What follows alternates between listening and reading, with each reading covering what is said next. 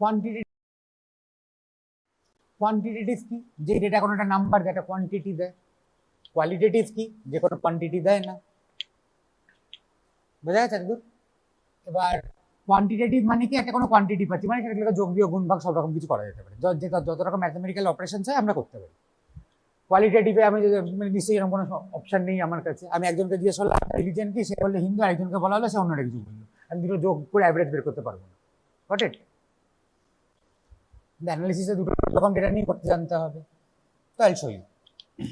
আচ্ছা, কাউকে যদি জিজ্ঞেস করে তার ফ্যামিলি সাইজ কত বা তার ফ্যামিলিতে কজন রয়েছে, সে 4.2 বলবে, স্পেসিফিক কোনো মানে ইন্টিজারই বলবে। তো কোয়ান্টিটেটিভ ডেটা দুই রকমের হয়, একটা হয় ডিসক্রিট, একটা হয় কন্টিনিউয়াস।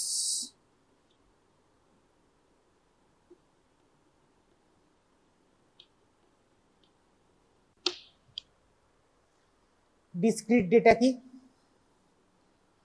এক্স্যাক্ট কোনো একটা ভ্যালু নিতে পারে, যা খুশি ভ্যালু নিতে পারে না। ঠিক আছে, মানে আমি কাউকে ফ্যামিলি সাইজ জিজ্ঞেস করা হলে 0, 1, 2, 3 আমি ইন্টিজারই বলতে পারি। বোঝা গেছে? আমি ধর জিজ্ঞেস করলাম, একটা গ্রামে গেলাম, 500 জন রয়েছে, সরি 500 জনের মধ্যে রিলিজিয়ন জিজ্ঞেস করলাম, হিন্দু রয়েছে বা একটা এ রিলিজিয়ন রয়েছে সে 200 জন, বি রিলিজিয়ন রয়েছে সে 150 জন, সি রিলিজিয়ন রয়েছে ধর 100 জন, আর ডি রয়েছে ধর 50। কারেক্ট? এবার ধর আমার মনে হলো যে ওয়াইল কপিং দ্য ডেটা আমি এখানে সিটা লিখেছি,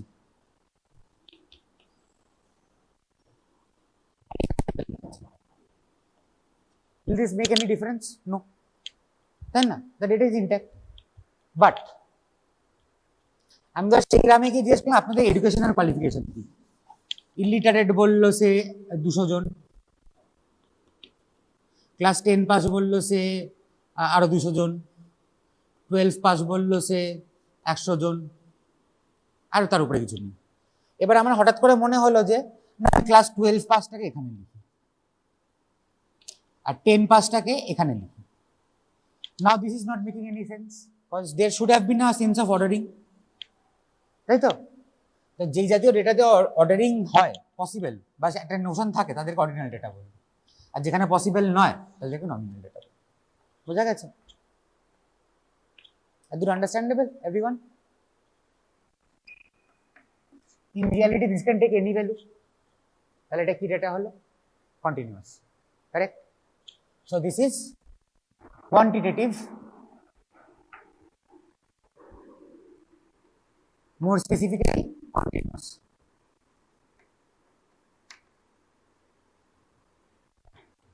ফ্যামিলি সাইজ এক্ষুনি দিলাম এক্সাম্পলটা,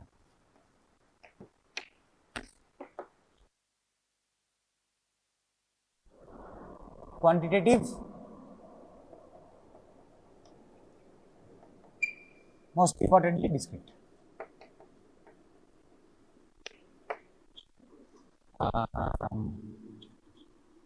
Educational qualification, qualitatives, more importantly ordinal.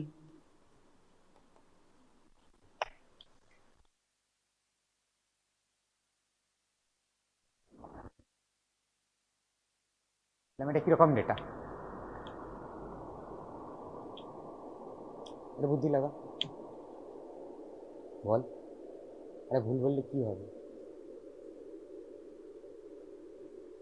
Discrete, discrete data বললি তো?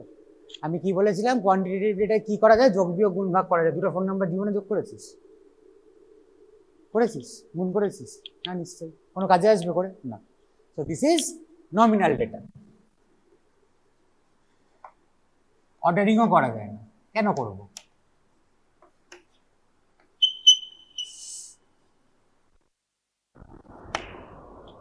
বোঝা গেছে?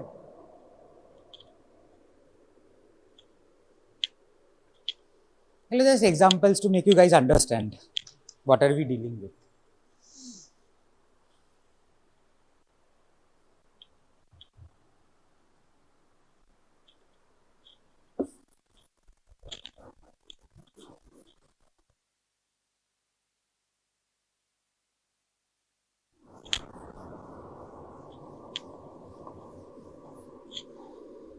তো ডেটাকে আমরা একটু একটু চিনতে শিখেছি। এবার তো কালেকশন তো ঠিক আছে, সেটা পরে শিখবি।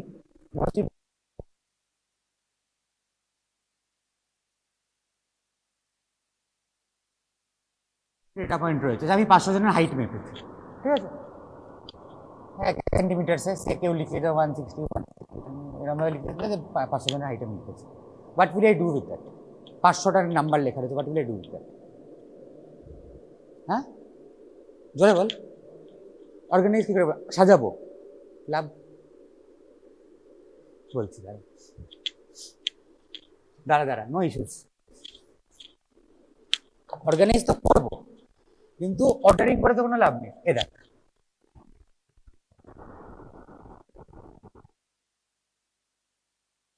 we can tabulate the data. What is tabulation? Sir, basically রয়েছে ধর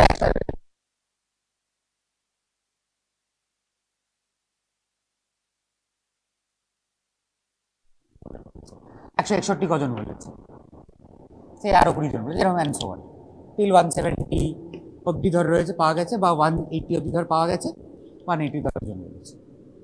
এরকম ভাবে আমি সাজাতে পারি একটা টেবিলের আকারে। এখানে টেবিল নাম্বার দেবো, একটা ক্যাপশন দেবো, এটা আমি করতে পারি। আবার আমি এটা কি করতে পারি,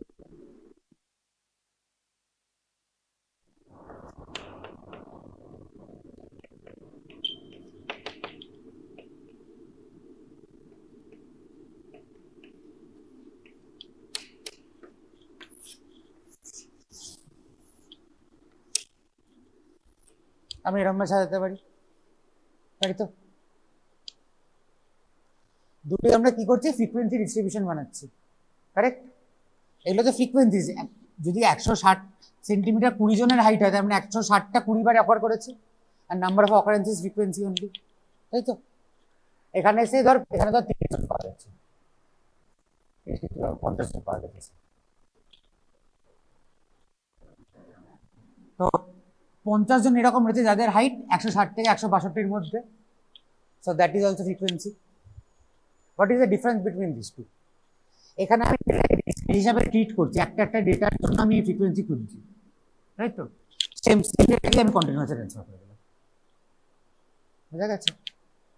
মাথায় ঢুকেছে?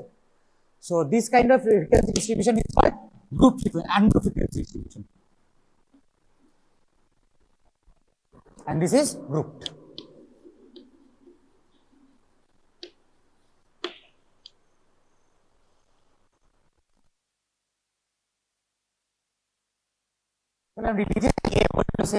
এতজন, বি বললো এতজন, সি বললো এতজন, কোনোভাবে গ্রুপিং পসিবল না, পসিবল নয় তো? তাহলে আনগ্রুপ ফ্রিকোয়েন্সি ডিস্ট্রিবিউশন কখন কখন applicable? For discrete data and for qualitative data.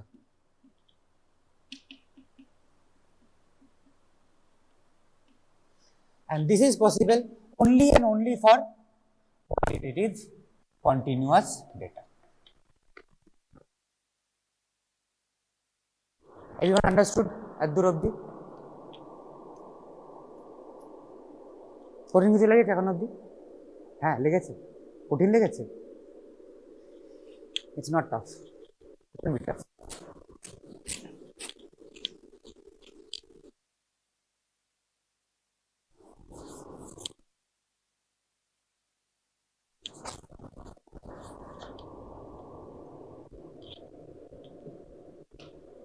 Are বোঝা গেছে তো? Everyone understood? Understood? একদম I don't know what's happening. এবার দেখ, এবার একটা কনসেপ্ট হচ্ছে, আমার কাছে একটা পপুলেশন রয়েছে 1 লাখ জনের, ঠিক আছে? 1 লাখ জনের অ্যাভারেজ হাইট আমি এস্টিমেট করতে চাই, বা আমি জানতে চাই। আমার কাছে is it possible for me to go to every people among this 1 lakh জনের কাছে গিয়ে গিয়ে আমি তাদের হাইট মেপে নিয়ে আসা possible?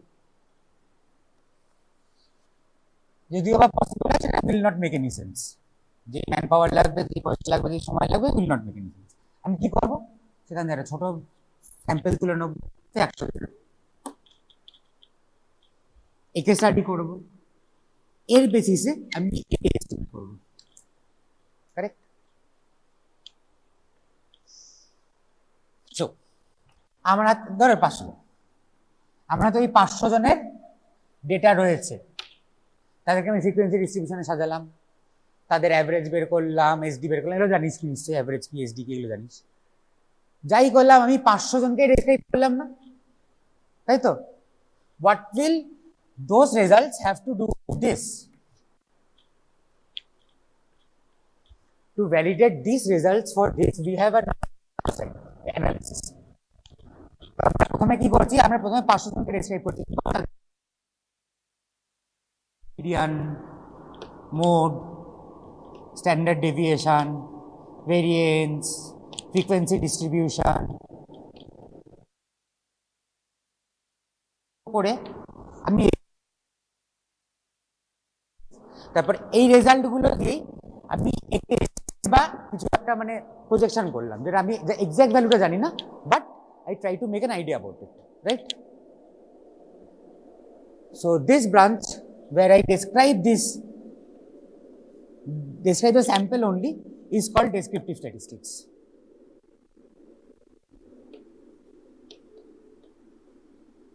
And this branch where I use these results to estimate something about the population is called inferential statistics.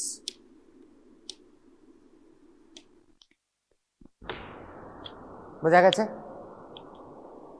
This is how things work.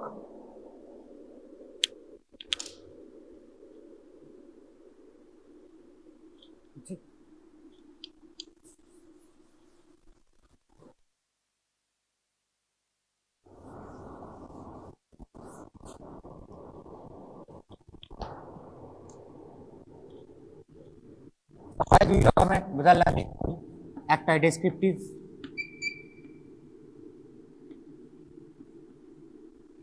একটা ইনফারেন্সিয়াল।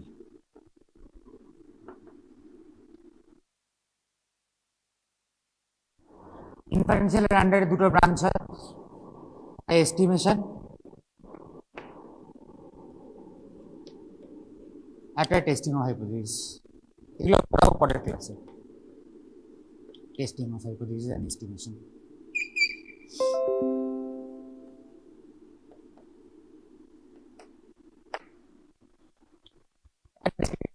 অনেক কিছু হয়, সেটা আমি তোকে হবে। তো ফার্স্ট ডেসক্রিপটিভ মেজার আমরা কি শিখলাম?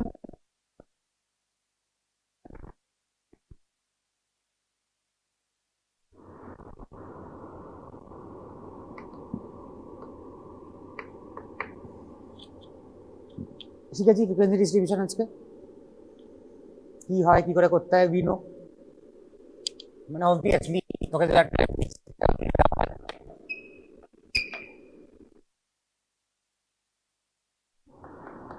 ইউ জাস্ট ফাইন্ড কি 160-এর জন্য কজন রয়েছে, 161-র জন্য কজন রয়েছে, অ্যান্ড সো অন, রাইট? না যদি ট্যাবুলেটও করতে হয় তখন কি করবি, 160 থেকে 160 5ই ধর, যতজন রয়েছে যোগ করে এখানে বুঝিয়ে যাবে। তো we know how to do frequency distributions, correct?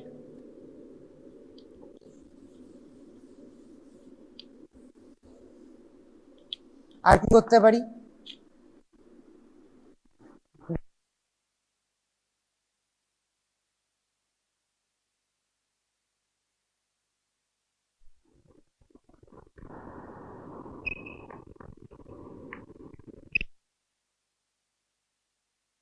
পারি তো। আর কি করতে পারি? মিন, মিডিয়ান, মোড, এগুলো বের করতে পারি, মানে একটা মাঝামাঝি ভ্যালু বের করতে পারি to describe the data, right? আমরা তো ধর 500 জনের ডেটা রয়েছে, এই 500 জনের শুরু করবো, যে একজনকে ডাকলাম, যে সে জিজ্ঞেস করলো যে কিরকম হয়, 500 জনের ডেটা বলতে শুরু করলাম, না নিশ্চয়ই আমি বলবো তাদের অ্যাভারেজটা কি, তাদের এসডি কিরকম, বা অন্য কোনো মেজার, রাইট? একটা মাঝামাঝি ভ্যালু, একটা রিপ্রেজেন্টেটিভ ভ্যালু বের করবো।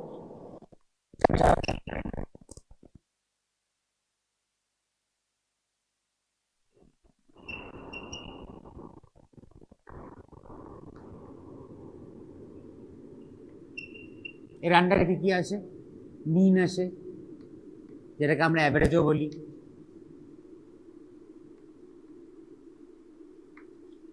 মিডিয়ান আসে,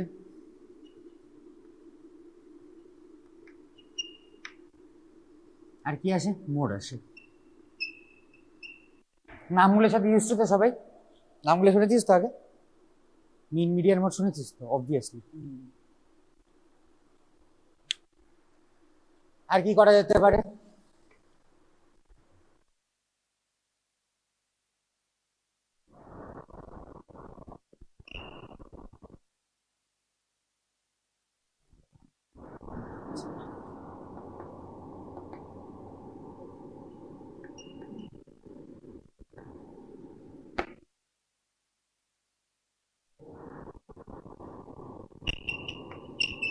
ভেরিয়েন্স আসে,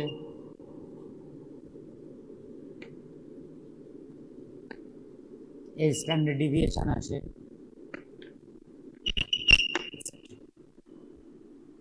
অ্যাকচুয়ালি এরকম হয়। এতে দুই রকম মেজার্স হয়, মেজার্স অফ ডিসপারশন দুই রকমেরই হয় এই protocol. One is absolute measures and one is relative measures. অ্যাবসলিউটের আন্ডারে কে আসবে? ওই রেঞ্জ, ভেরিয়েন্স, এসডি মানে স্ট্যান্ডার্ড ডিভিয়েশন। এর আন্ডারে কি আসবে? Coefficient of variation.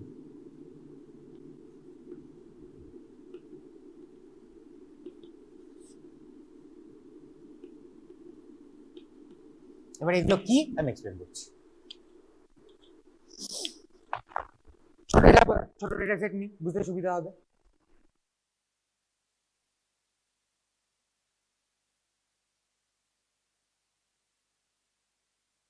পাঁচজন স্টুডেন্ট 10-এ এই মার্কসগুলো পেয়েছে, ঠিক আছে? আমি নিশ্চয়ই সবাইকে 5জন স্টুডেন্টের মার্কস ইন্ডিভিজুয়ালি বলতে শুরু করবো না। আমি কি করবো? অ্যাভারেজ বের করবো, তাই তো? অ্যাভারেজ কত এখানে? যোগ করে দেখ, কর যোগটা, কর। 6, 6, 12, 20, 30 বাই 5, 6, তাই তো? তাই তো? So we know how to calculate the mean.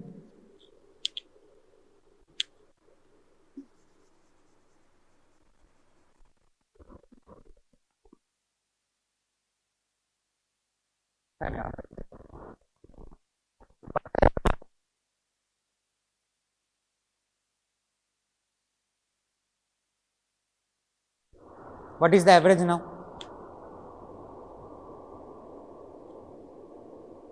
Same. তাহলে বোঝা যাচ্ছে measures of central tendency isn't enough to describe a data set. আচ্ছা, তো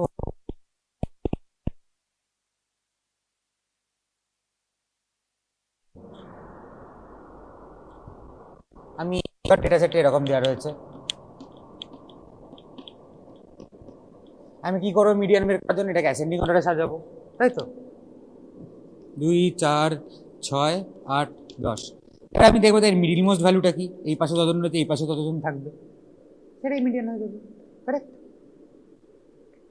তো মিডিয়ানের কনসেপ্ট আর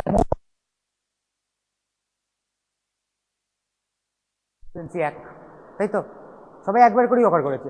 2 একজনই পেয়েছে, 4 একজনই পেয়েছে, 6 একজনই পেয়েছে, তাই না? 6টা 6জন পাইনি, একজনই পেয়েছে। মোড এখানে এক্সিস্টই করছে না, সবাই মোড। তো মিন মিডিয়ান কনসেপ্টটা পাওয়া গেছে। এখান দিয়ে আমি একটা স্টেটমেন্ট করতে পারি যে মিন ইজ দ্য ম্যাগনিটিউডিনাল সেন্টার।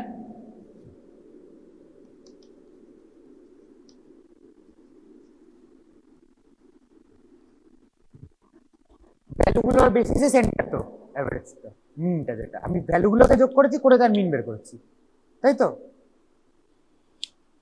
মিডিয়ানকে বলা যায় পজিশনাল সেন্টার।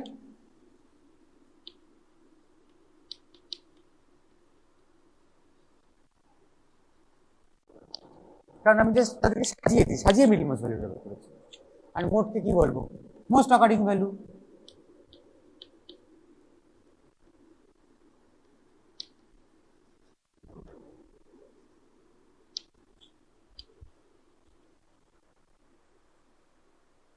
বোঝা গেছে?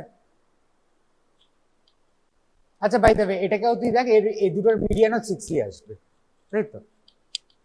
তো সেই জন্যই এই ফ্যাক্টরের জন্যই শুধু আমাদের কাজ হয় না, আমাদের ডিসপারশন লাগে। What is dispersion?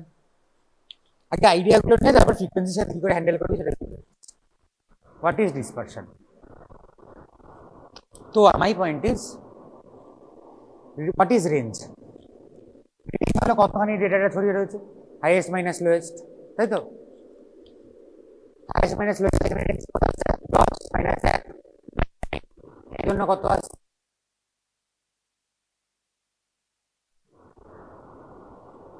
তো বোঝা যাচ্ছে রেঞ্জ কি করে ক্যালকুলেট করতে হয়। এবার রেঞ্জের প্রবলেম দেখ,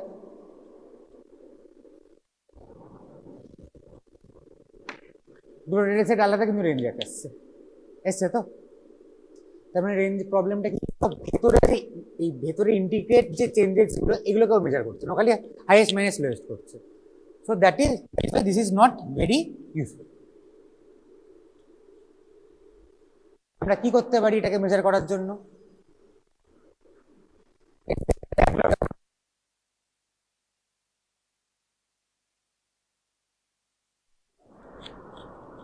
চার মাইনাস করলাম, 6 থেকে 6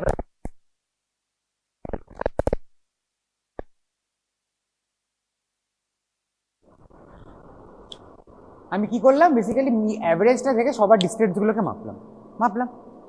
এবার যদি আমি এই ডিভিয়েশনগুলোর অ্যাভারেজ বের করি, তাহলে আমি একটা বুঝতে পারি যে কতখানি অ্যাভারেজ ছড়িয়ে রয়েছে ডেটা পয়েন্টগুলো, তাদের অ্যাকচুয়াল মানে মিনটা থেকে এই গ্যাপগুলোর অ্যাভারেজটা কত সেটা আমি বের করতে পারি। তাহলে আমি বুঝতে পারবো কতটা ডেটাটা ছড়িয়ে রয়েছে। কারেক্ট? পারবো তো? যোগ করে দেখ কত আসে, দেখ যোগ করে কত আসবে ডিভিয়েশনগুলো। 0 আসবে তো? যা খুশি করে 0 আসতে বাধ্য, আসতেই হবে যে কোনো ভ্যালুর জন্য।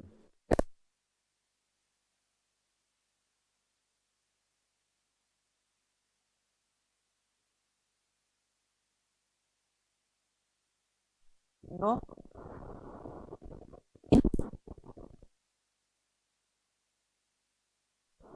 তাহলে কি করতে হবে, প্রবলেমটা কোথায় হচ্ছে?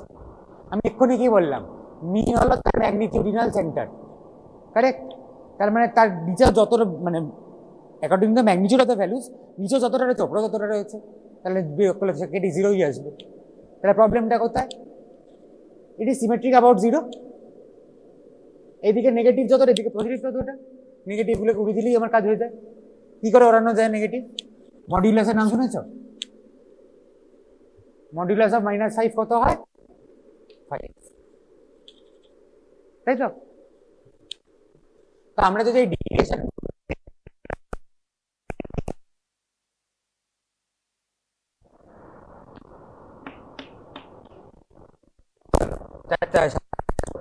এর গ্যাপ কত আসছে? 6 6 12, এর গ্যাপ কত আসছে? 7 7 14, কতজন রয়েছে? 1 2 3 4 5, 5 দিয়ে ভাগ করে দিই, কত আসে? 2.8। এটাও 2.8, এটা কত আসবে? তাই তো? তো নাও উই নো ডিস্টেন্স কেন বাড়ছে কমছে, কতটা কি রয়েছে না রয়েছে। যখন আমরা মডুলাস করি তখন একটা প্রবলেম হয়, কি বলতো? Modulus is differentiable about 0। Differentiation পড়েছিস তো ক্লাস 12 এ?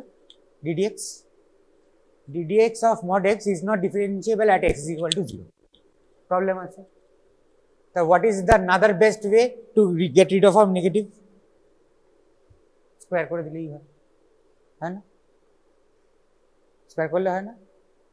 স্কোয়ার করলে হয় না? তার অর্ডিনাল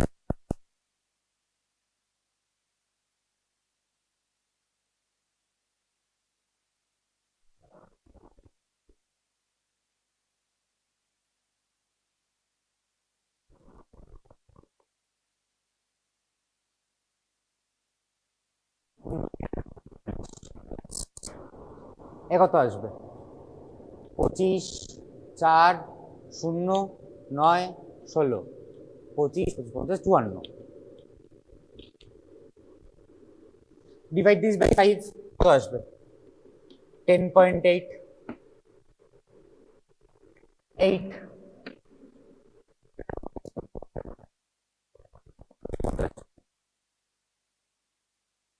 10.8, 10,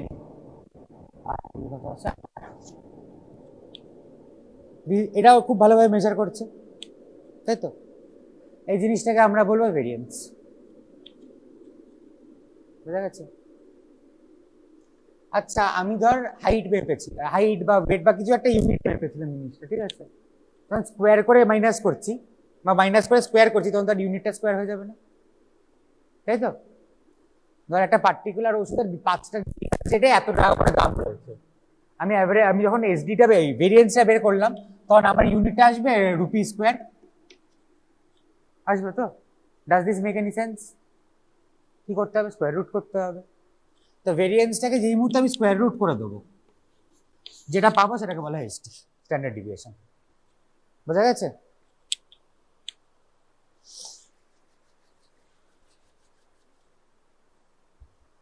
এবার এগুলো ক্যালকুলেট করার জন্য যে ওয়ার্কিং ফর্মুলা, সেগুলোতে লাস্টে একসাথে বলিয়ে দিচ্ছে, ওটা কোনো ব্যাপার না। ফর্মুলা শিখতে কতক্ষণ, আইডিয়াটা।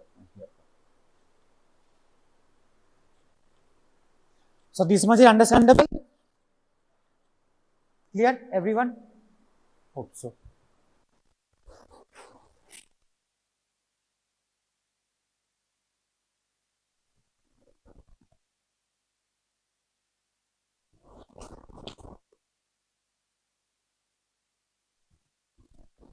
এবার খালি বাকি রয়েছে তোদেরকে বলা রিলেটিভ, তারপরে ফর্মুলা করতে শুরু করবো।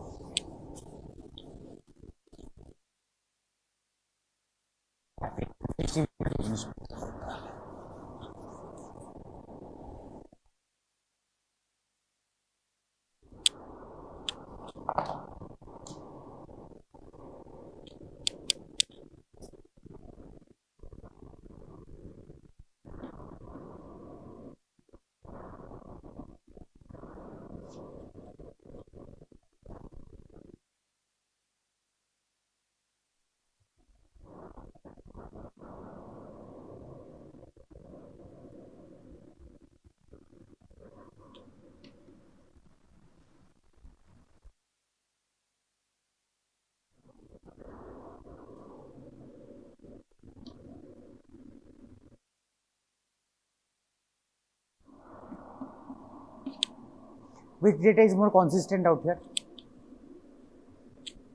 Which is better? মানে ধর বিষয় পরীক্ষা হচ্ছে, একটি ছেলে মানে 5জন এই মার্কসগুলো পেয়েছে, কোন ক্লাসের পারফরমেন্স বেটার?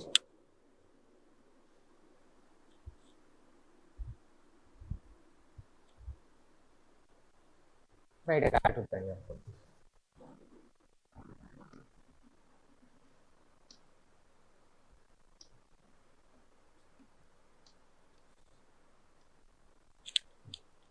কোন ক্লাসের পারফরমেন্স বেটার কিভাবে বের করবো? যার অ্যাভারেজ ভালো, তাই তো? যার ডিসপারশন কম, তাই তো? যে বেশি ছড়িয়ে রয়েছে, মানে যেই ক্লাসে দেখা যাচ্ছে 110 উঠতে 200 পাচ্ছে, সেটা নিশ্চয়ই ভালো ক্লাস হতে পারে না, কারেক্ট? অ্যাভারেজ ভালো উঠছে না, সেটাও ভালো হতে পারে না, অ্যাভারেজ ভালো উঠছে।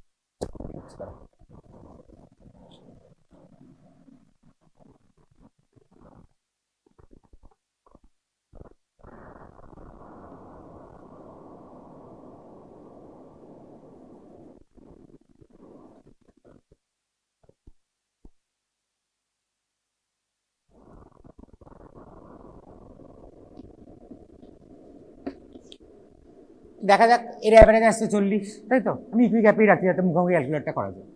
এর অ্যাভারেজ আসছে 40, এর অ্যাভারেজ কত আসছে দেখ।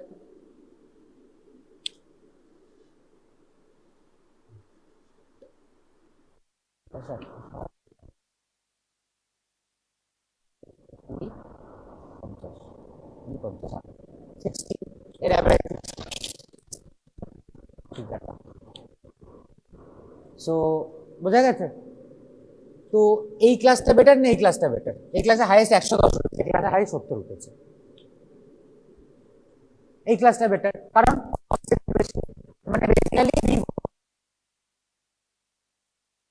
go up, central tendency to go up and go down, you have to claim that one data set is consistent, correct? তাহলে আমি কি করতে পারি, আমি তো সেন্ট্রাল টেন্ডেন্সিকে ডিনোমিনেটরে বসিয়ে দিলাম, যে কোনো একটা, সে অ্যাভারেজ, মিনটাকে আমি ডিনোমিনেটরে বসিয়ে দিলাম, ঠিক আছে? ডিসকাশন আছে স্ট্যান্ডার্ড ডিভিয়েশনকে নিউমারেটরে বসিয়ে দিলাম, কিন্তু এবার যেহেতু বড় ডেসিমাল আসবে, এই জন্য ইন্টু 100 দিয়ে পার্সেন্টেজ বসিয়ে দিলাম। এই ভ্যালুটা যত কম আসবে তত কনসিস্টেন্ট, তাই না? মিন বড় আসছে তার মানে ভ্যালুটা ছোট আসবে, মিন ডিনোমিনেটরে রয়েছে।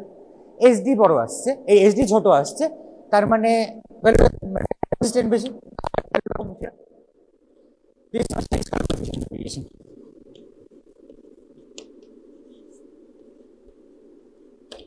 বোঝা গেছে? সব কাজে লাগবে।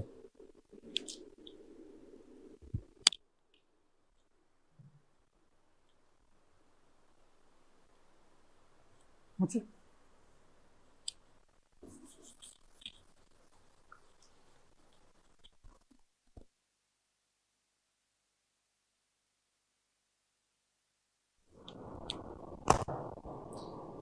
লাস্ট একটা জিনিস দেখ, ফ্রিকোয়েন্সি ডিস্ট্রিবিউশনে, তারপর ফর্মুলার পুরো নোট।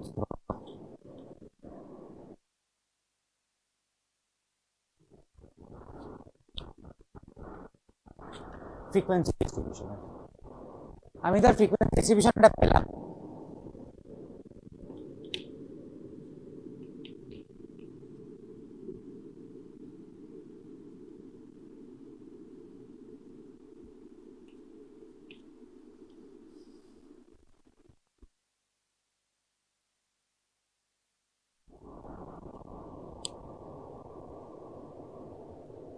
সতেরো জনের একটা ফ্রিকোয়েন্সি ডিস্ট্রিবিউশন ধর আমি পেয়েছি, ঠিক আছে?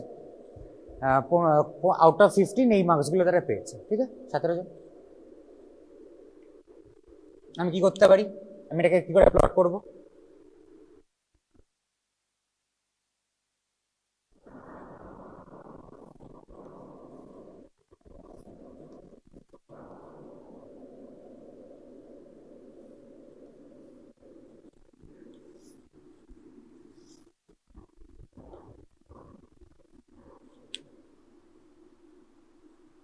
পসিবল।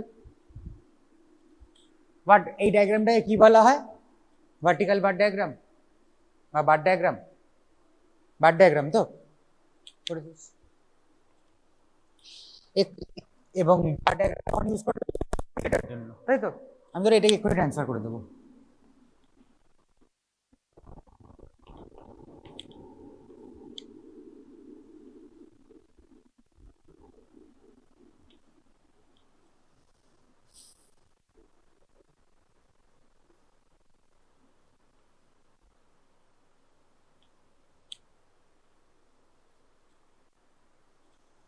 তখন this thing will not make any sense, তাই না? Why are there gaps in between? I have used continuous data, 10 থেকে 12 এর মধ্যে 8 জন থেকে কত পেজ আমি জানি না, আমি জানি যে 8 জন এটা করতে 10 থেকে 12 ঘন্টা পেয়েছে। How will I, why are there gaps in between? There shouldn't be.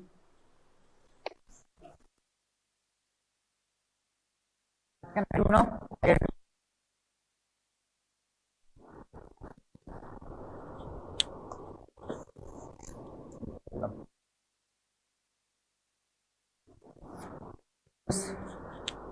What is this?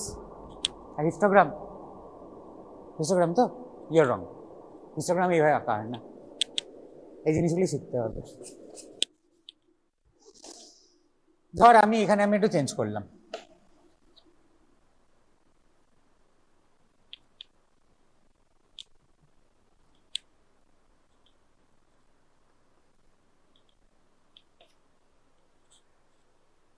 Change করলাম undoubtedly, but আমরা কিছু হবে। বাট মাই পয়েন্ট ইজ, এখানে কজন, এখানে মানে ইন্টারভ্যালটা কত? 3 এর, এখানে ইন্টারভ্যালটা কত? 1 এর। 3 এর ইন্টারভ্যালের যদি আমি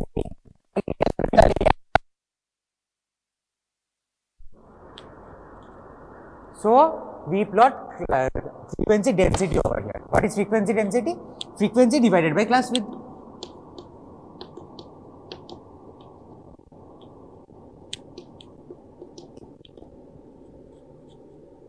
বোঝা গেছে? now you much clearer idea about what is the current scenario of the system. 11, 12, 13, 14, 15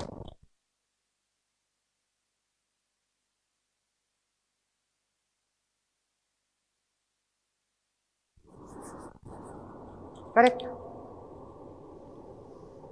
14 থেকে 15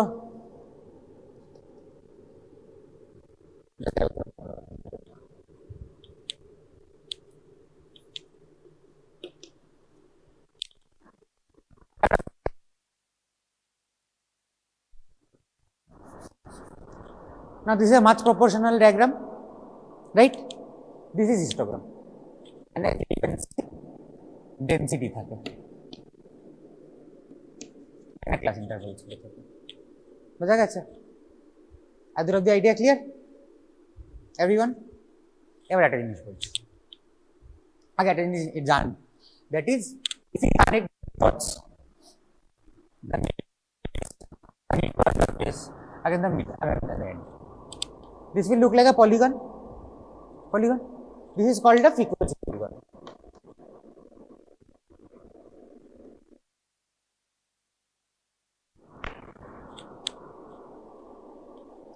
আচ্ছা একটা কথা বলতো, যদি আমি ক্লাস ইন্টারভ্যাল গুলোকে ছোট করতে শুরু করি মানে সে 10 থেকে 11, 11 থেকে 12, 12 থেকে 13 করি, কি হবে? জিনিসটা একটু এরকম দেখতে হয়ে যাবে, এরকম দেখতে হয়ে যাবে, তাই তো? আরো ছোট করতে শুরু করলাম, 10 থেকে 10.1, জিনিসটা আরো এরকম হয়ে যাবে, তাই তো? And what will happen to the polygon? The polygon will become more and more smooth. ঠিক আছে? In the limiting sense, this will become what is this curve called? A frequency curve. বুঝা গেছে? But why do we need frequency curves? কিছু specific curves আমরা জানি, তার properties গুলোকে আমরা এক্সপ্লয়েট করতে পারি। বুঝা গেছে? ডিস্ট্রিবিউশন ফ্রিকোয়েন্সি তাহলে সবকটার ওপরে এখান থেকে বুঝা গেছে? যেমন একটা এক্সাম্পল দিই, নর্মাল ডিস্ট্রিবিউশন বা normal curve or the Gaussian distribution, যা বলার বলি, the frequency curve will look like this.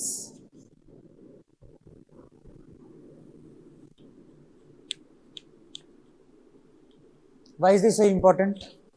Because we know some of its properties. What are the properties? Property number 1, with respect to এই ডিস্ট্রিবিউশনটা symmetric, মানে এর অ্যাভারেজের নিচেও যতজন রয়েছে উপরেও ততজন রয়েছে।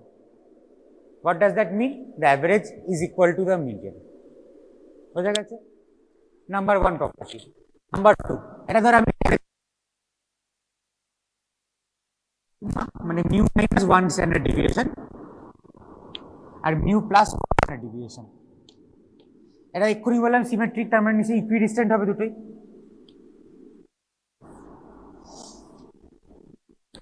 জানি এর মধ্যে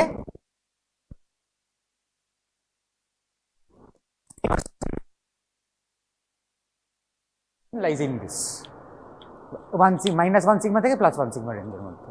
বোঝা গেছে? আরেকটা কি জানি আমরা, এটাও জানি, ধর 2 সিগমা রেঞ্জ নিলাম,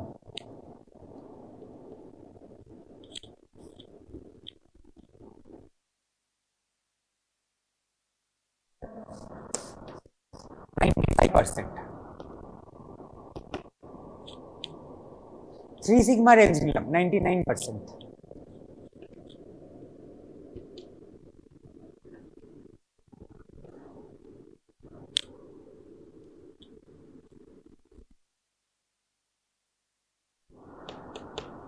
বোঝা গেছে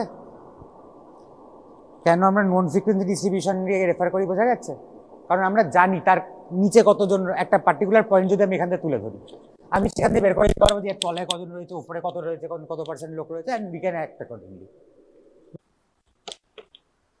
আমি জানি 20 জন রয়েছে, যে 10 থেকে 12-র মধ্যে একটা মার্কস পেয়েছে, আমি এক্সাক্ট কোন ভ্যালুটা পেয়েছে তো জানি না, তাই তো? তাহলে এই ক্ষেত্রে আমি অ্যাভারেজ বের করবো কি করে, বা যে কোনো কিছু এসডি, মিন, মিডিয়ান, যা খুশি বের করবো কি করে। I will use the middle value of this class as a representative for the all 20 of them. মানে আমি এদের অ্যাভারেজ কত, এই 10 আর 12 এর অ্যাভারেজ কত, 11। আমি অ্যাজিউম করে নিলাম যে 20 জনই 11 করে পেয়েছে, তাই তো। তারপর ফ্রিকোয়েন্সি, তারপরে এবার অ্যাভারেজ বের করতে গেলে কি করবো, 20 জন যদি 11 পেয়ে থাকে, আর ধর এখানে ধর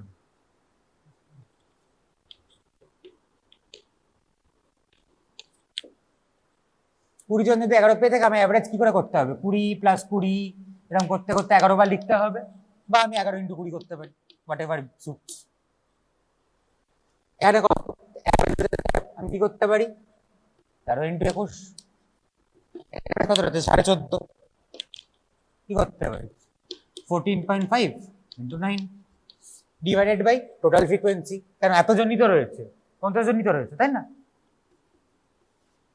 50 লিখে এইভাবে লিখবো আমি। So now we know group frequency ডিস্ট্রিবিউশনের জন্য অ্যাভারেজ বের করতে হয় কি করে, উই নো।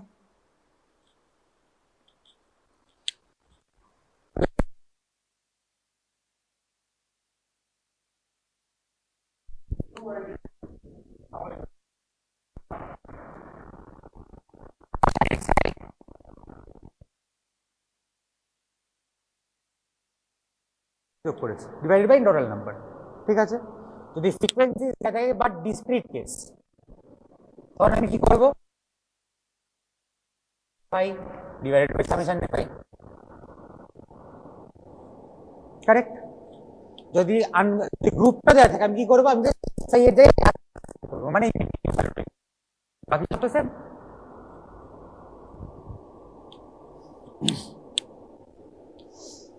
মিন বোঝা গেছে, এরকম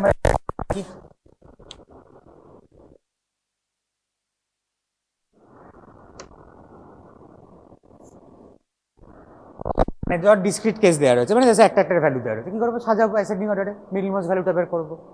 যদি অড নাম্বার অফ ভ্যালুস হয় তাহলে একটা এক্সাক্ট ভ্যালু আমি চোখে থেকে পেয়ে যাবো। যদি ইভেন নাম্বার অফ ভ্যালুস হয়, মানে ধর আমার হাতে রয়েছে 1 2 3 4, অ্যাসেন্ডিং অর্ডারে সাজানো ভ্যালুতে এক্সিস্ট করে না, কি করবো, 2 আর 3 এর অ্যাভারেজ বের করে দেবো, 2.5, কারেক্ট। কিন্তু যদি আমাকে গ্রুপ ডিস্ট্রিবিউশন দেওয়া হয়,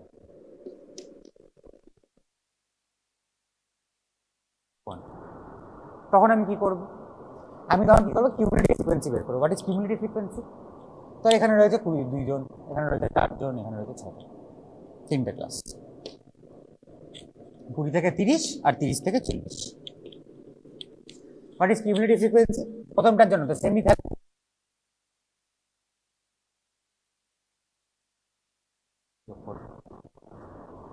তো বেসিক্যালি এটার মানে কি দাঁড়াচ্ছে, 2 জন এরকম রয়েছে যে 20 থেকে কম পেয়েছে, তাই তো। 6 জন এরকম রয়েছে যে 30-এর থেকে কম পেয়েছে, তাই তো। 12 জন এরকম রয়েছে যে 40-এর থেকে কম পেয়েছে, কারেক্ট, আন্ডারস্ট্যান্ডেবল। নাও সি, আমি যে মিডিয়ান, তার প্লেস ভ্যালু কত হওয়া উচিত, half of the total, total করলে 12 আসবে, হাফ অফ দিস টোটাল, তাই তো। তাহলে আমার কি করতে হবে, এটাকে 5 করবো, এটাকে করবো আমি।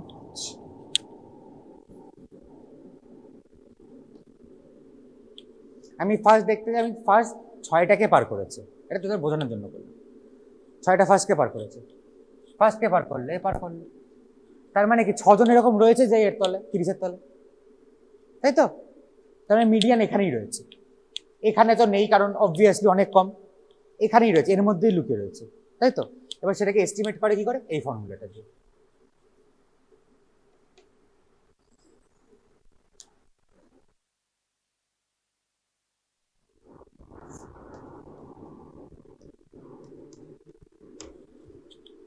এল নট কি, মিডিয়ান ক্লাসটাকে কিউমুলেটিভ দিয়ে বের করে, তো মিডিয়ান ক্লাসের লোয়ার ক্লাস হবে, লোয়ার ক্লাস লিমিট বা বাউন্ডারি।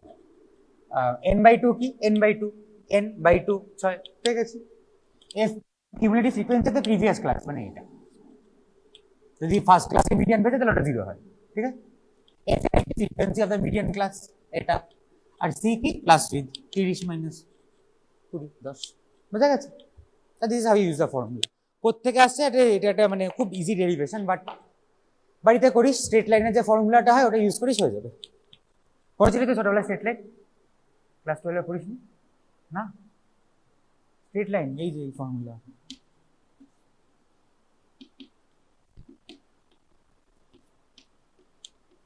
এই ফর্মুলাটা ছোটবেলায় দেখিস নি কোনোদিন? এই ফর্মুলাটা থেকে এটা ডেরিভেট হয়। করিস কোনোদিন বাড়িতে সময়টা মনে পেলে?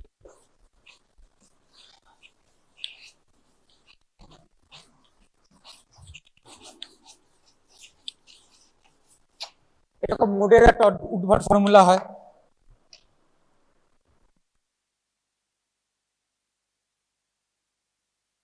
এগুলো সব থেকে একটা সফটওয়্যার করে দিত, বোঝা গেছে? সেটা বেশি important. I just want you to know how these things are made. ওকে? হাতে তোদেরকে এমনি অঙ্ক করাবো না, লাভটা কি? তোরা করবি না, কোনো কাজই আসবে? আজকে মুখে মুখে করতে পারবি, এরকম অঙ্কই আসবে, বোঝা গেছে? তো হোয়াট ইজ দ্য মোড?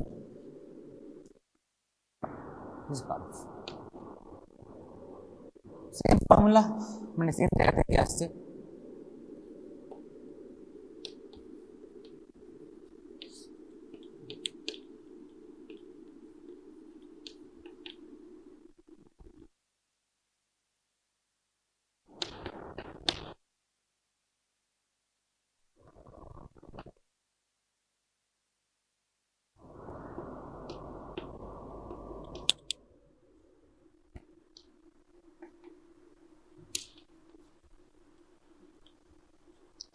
আমি মোডের জন্য কি বলেছেন? যার ফ্রিকোয়েন্সি সব থেকে বেশি, কার ফ্রিকোয়েন্সি এখানে সব থেকে বেশি চোখে দেখা যাচ্ছে, তাই তো? তা মোডাল ক্লাস, এটা মোড এর মধ্যে লুকিয়ে রয়েছে। এর মধ্যে লুকিয়ে থাকলে এল নট কোনটা? এই 20। এফ এম কি? Modal frequency. এফ পি কি? আর সি ক্লাস। এই ফর্মুলাগুলো জাস্ট মাথায় রাখ, মানে মুখস্থও করতে হবে না টু বি অনেস্ট, বাট হ্যাঁ ইউ শুড নো।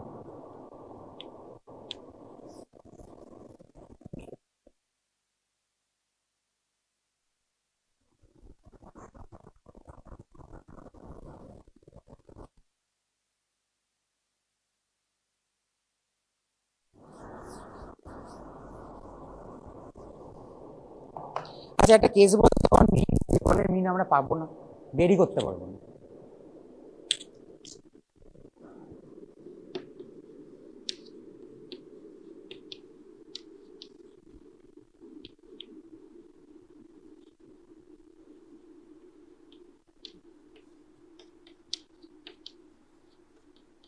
কত দেখি এর এভারেজ পারিস কিনা। লাস্ট ক্লাসটার ক্লাস মার্ক কোথেকে বের করবি? পসিবল? 30 অ্যান্ড অ্যাবভের যে ক্লাস মার্কটা বের করা পসিবল? পসিবল নয় তো, নয় না? তাহলে অ্যাভারেজ এখানে ফেল করবে। যখন এরকম ওপেন ক্লাসেস দেখতে পাবি, ধর এরকম হলো, এরকম এখানেও দিয়ে দিল 20 অ্যান্ড 20 অলওয়েজ, আমি ক্লাস মার্ক বের করতে পারে। শেষ কর, এখন শেষই হয়নি, 5 মিনিট ওকে পাওয়া যাবে। ওপেন ক্লাস ইন্টারভালসে মিন পাওয়া যায় না, তো এখানে মিডিয়ান বা মোড ইউজ হবে। Understood? Understood everyone? Of the larynx, again all but one. Like a tongue, all muscles of the tongue are supplied by the hypoglossal nerve except palatoglossus, which are supplied by the cranial part of accessory. All muscles of the palate are supplied by the pharyngeal plexus except tensor veli palatini, which are supplied by the nerve to the medial pterygoid branch of the mandibular nerve. In this way, larynx, all the laryngeal muscles are supplied by the recurrent laryngeal nerve. All the laryngeal muscles are supplied by recurrent laryngeal nerve, a branch of the vagus, which takes origin, this recurrent laryngeal nerve takes origin from the vagus nerve. In the left side, it is in the thorax, which hooks the arch of aorta, but in the right side, it takes origin from the neck. So, any tumor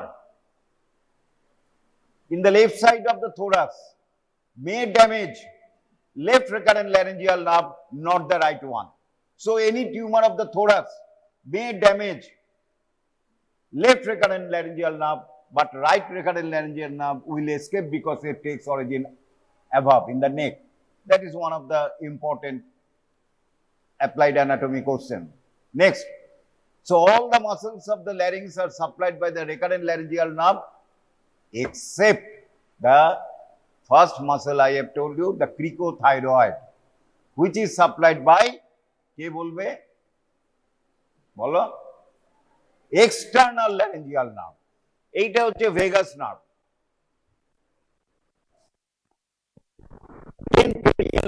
On the right and left side vagus nerve. Vagus nerve gives so many branches in the neck, cardiac branches, other branch. But the two most important branches gives on the right vagus nerve is the superior laryngeal nerve and it is the superior laryngeal nerve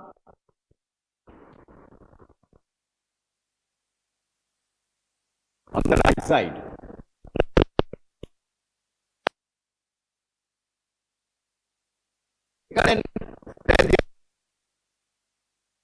Thorax in the left side. So any tumor in the thorax may damage the left recurrent laryngeal nerve, but right recurrent laryngeum will escape, will not be damaged. But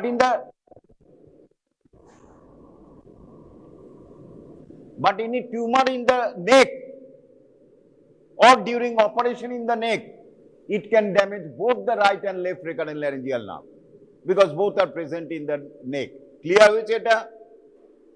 Any tumor or any operation in the neck, operation করছো, you can damage the right recurrent laryngeal nerve, the left recurrent laryngeal nerve, but not the right recurrent laryngeal nerve. But in the operation in the thorax, for example, thyroid operation, you can damage both right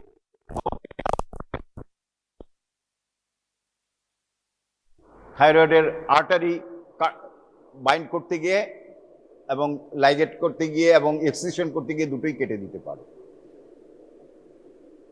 এইটাই হচ্ছে recurrent laryngeal nerve which enter and supply all the muscles of the larynx right and left side, and this is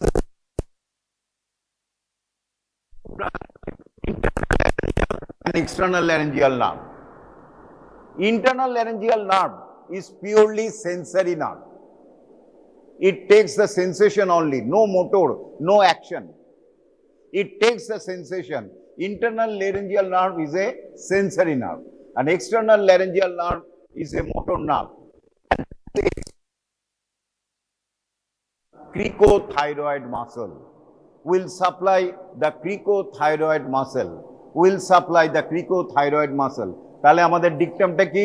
All the muscles of the larynx are supplied by the recurrent laryngeal nerve except the cricothyroid which are supplied by the external laryngeal nerve, which is a branch of the superior laryngeal nerve.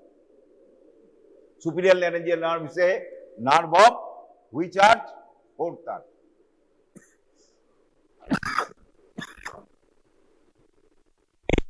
Motor supply clear? Applied এ কাজে লাগবে এটা। Motor supply clear. সুতরাং যদি internal laryngeal nerve damage হয় তাহলে শুধু cricothyroid will be damage and tension of the vocal cord will be hampered. But recurrent laryngeal nerve if damaged, there is a gross difficulty to the person. Next, sensory supply. Sensory supply, again the watershed line. This is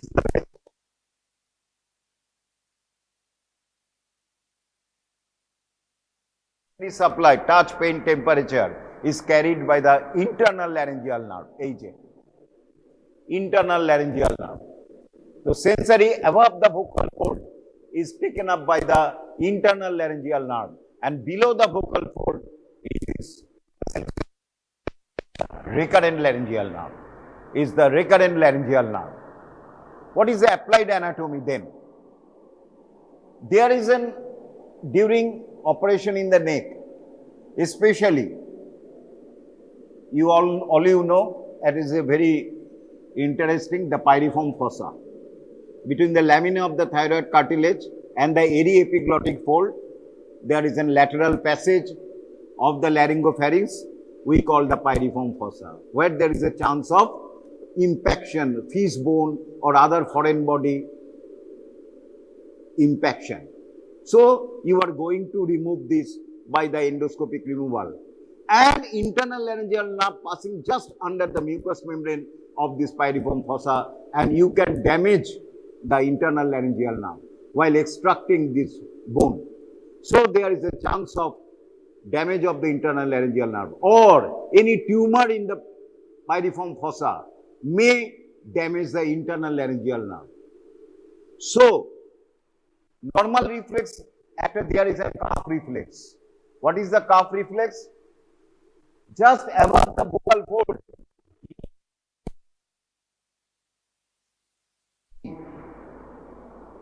If there is an irritation by the foreign body,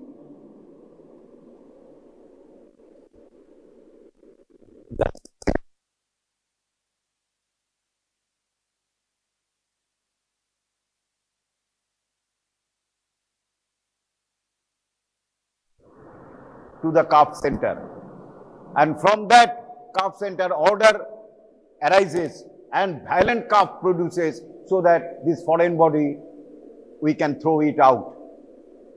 It is a protective reflex, so that foreign body does not enter the trachea, enter the below the vocal fold and damage the lungs.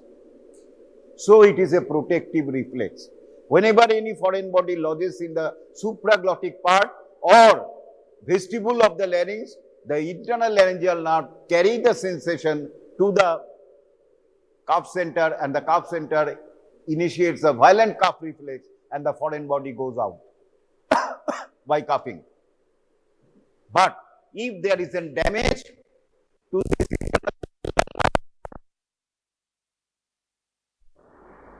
arm of this cough reflex is absent, so there will be no cough. So patient, a foreign body goes there, the person doesn't know, or his brain doesn't know there is a foreign body is going to down. So there is a no cough reflex, foreign body simply go downwards to go to the lung and may collapse the lung. So internal laryngeal nerve damage may be dangerous to a person. So this is applied anatomy. Next, last applied anatomy is that damage of the recurrent laryngeal nerve.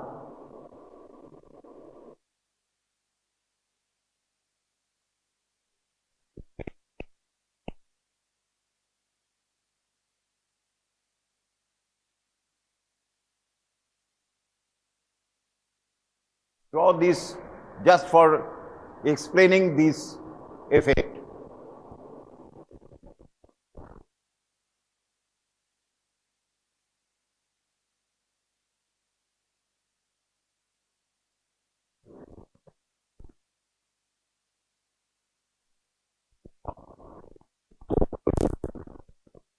On the right,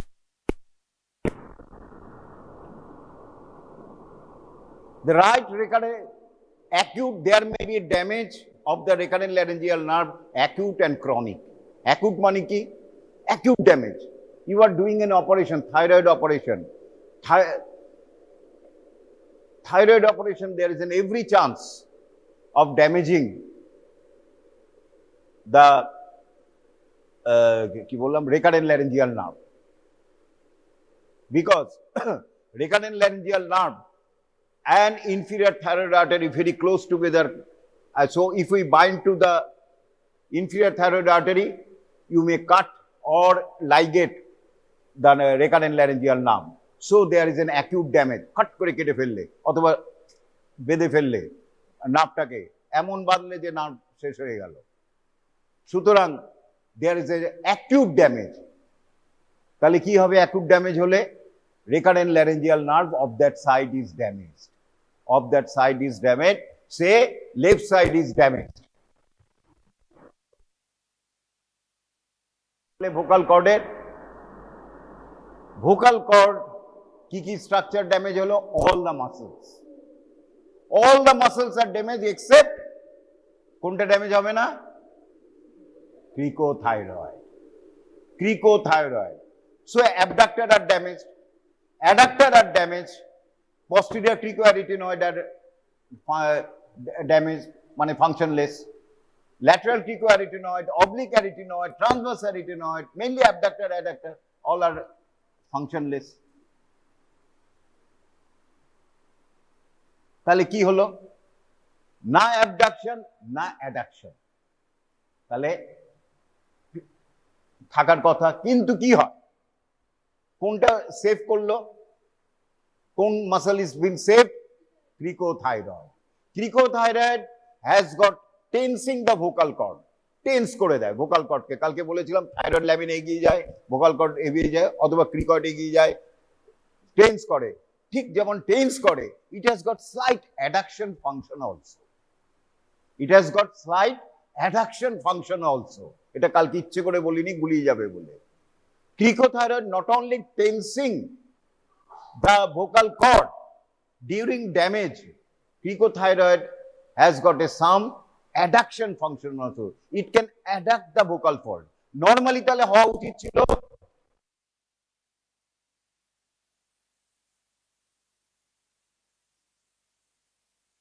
due to action of the cricothyroid, it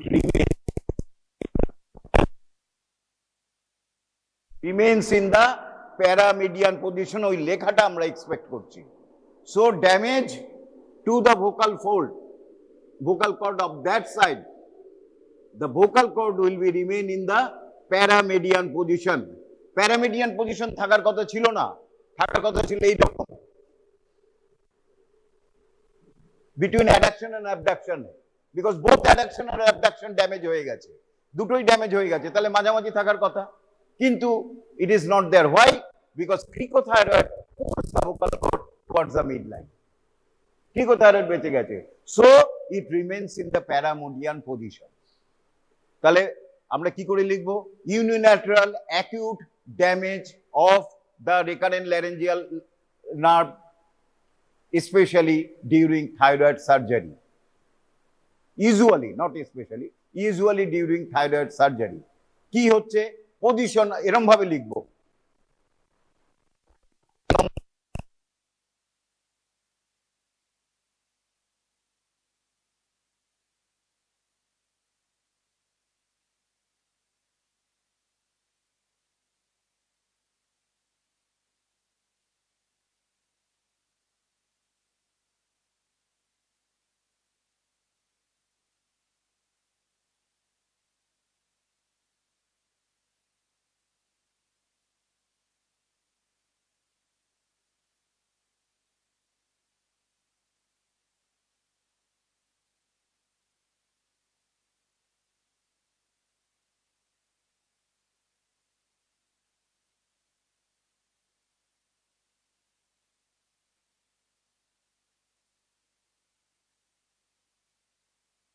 দুটো effect আমি বলেছি vocal কর্ডের, দুটো effect, একটা হচ্ছে ফোনেশন আর একটা হচ্ছে রেসপিরেশনে কাজে লাগে। ফোনেশনে আমাদের কি হয়? ইউজুয়ালি নর্মাল ফোনেশনে অ্যাডাকশন, আর যখন ইন্সপিরেশন নেই মাস্ট বি অ্যাবডাক্টেড। আর ডিপ ইন্সপিরেশন যখন আমরা দৌড়াচ্ছি, এক্সারশন, তখন ওয়াইড অ্যাবডাকশন নেসেসারি, কারণ more air will be go inside. তাহলে এটার কি এফেক্ট হবে?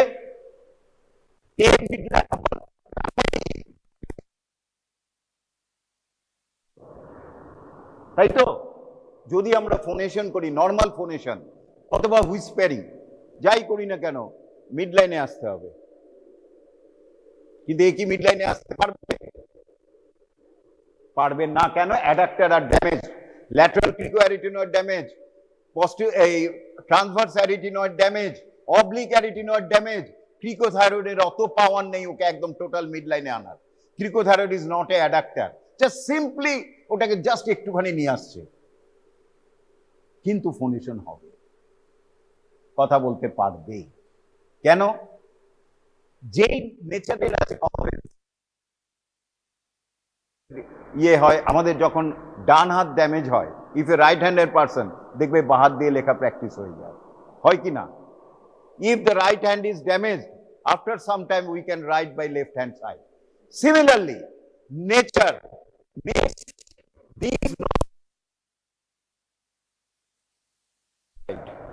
এতটা অ্যাডাকশন করে দেয় যে এইখানে চলে আসে এই কর্ডটা, কম্পেনসেটরি অ্যাডাকশন হয়ে যায়, মিডলাইন ক্রস করে ওদিকে চলে যায়, ফলে আবার চিঙ্ক হয়ে গেল। So phonation is possible. Clear হয়েছে কি জিনিসটা? নর্মাল হওয়ার কথা ছিল না যেহেতু প্যারামিডিয়ান, কিন্তু এটা ড্যামেজ, এ যেতে পারছে না, এ চলে গেল এখানে, এ যেতে পারছে না, ও সাইডে চলে গেল।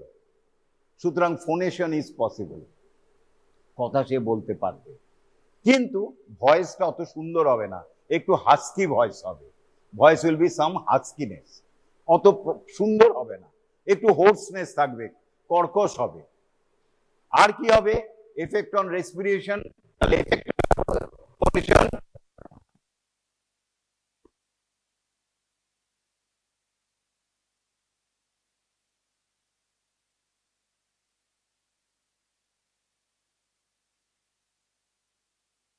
shifting the opposite vocal cord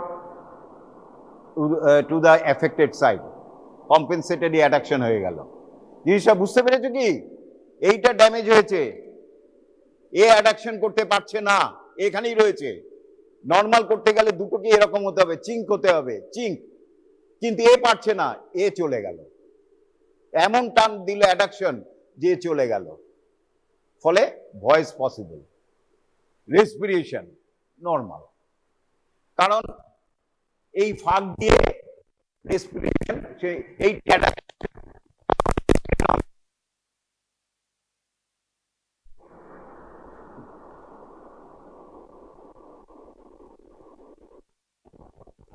ওদিকে যেতে পারে না।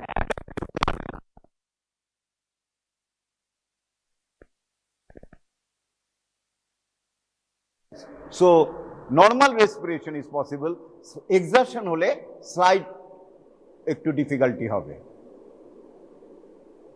খুব ভালো কথা, একটা ড্যামেজ হয়ে গেছে, সে কথা বলতে পারছে, রেসপিরেশনও নিতে পারছে, একটু হোর্সনেস হয়েছে, আর খুব স্পোর্ট করতে গেলে একটু কষ্ট হবে। এবার যদি বাইল্যাটারাল ড্যামেজ হয়,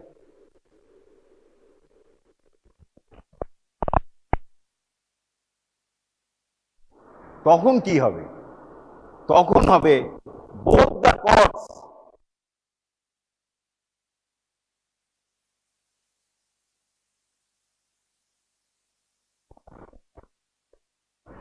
both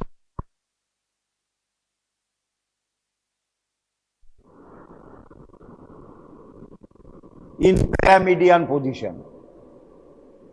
Both the cords are paramedian position due to escape of the cricothyroid. Cricothyroid দুটোকেই একটুখানি প্যারামিডিয়ানে নিয়ে এসেছে, তাহলে ফোনেশন কিন্তু ভালো হবে না, কম্পেনসেটরি অ্যাডাকশন হবে না, কারণ ওর অ্যাডাক্টর মাসেলগুলি দুটো সাইডেরই প্যারালাইজড হয়ে গেছে, ফলে ফোনেশন উইল নট বি পসিবল। কথা আর বলতে পারবে না, করে বলবে, তাও পারবে না, শুধু সাউন্ড প্রোডাকশন করতে পারবে।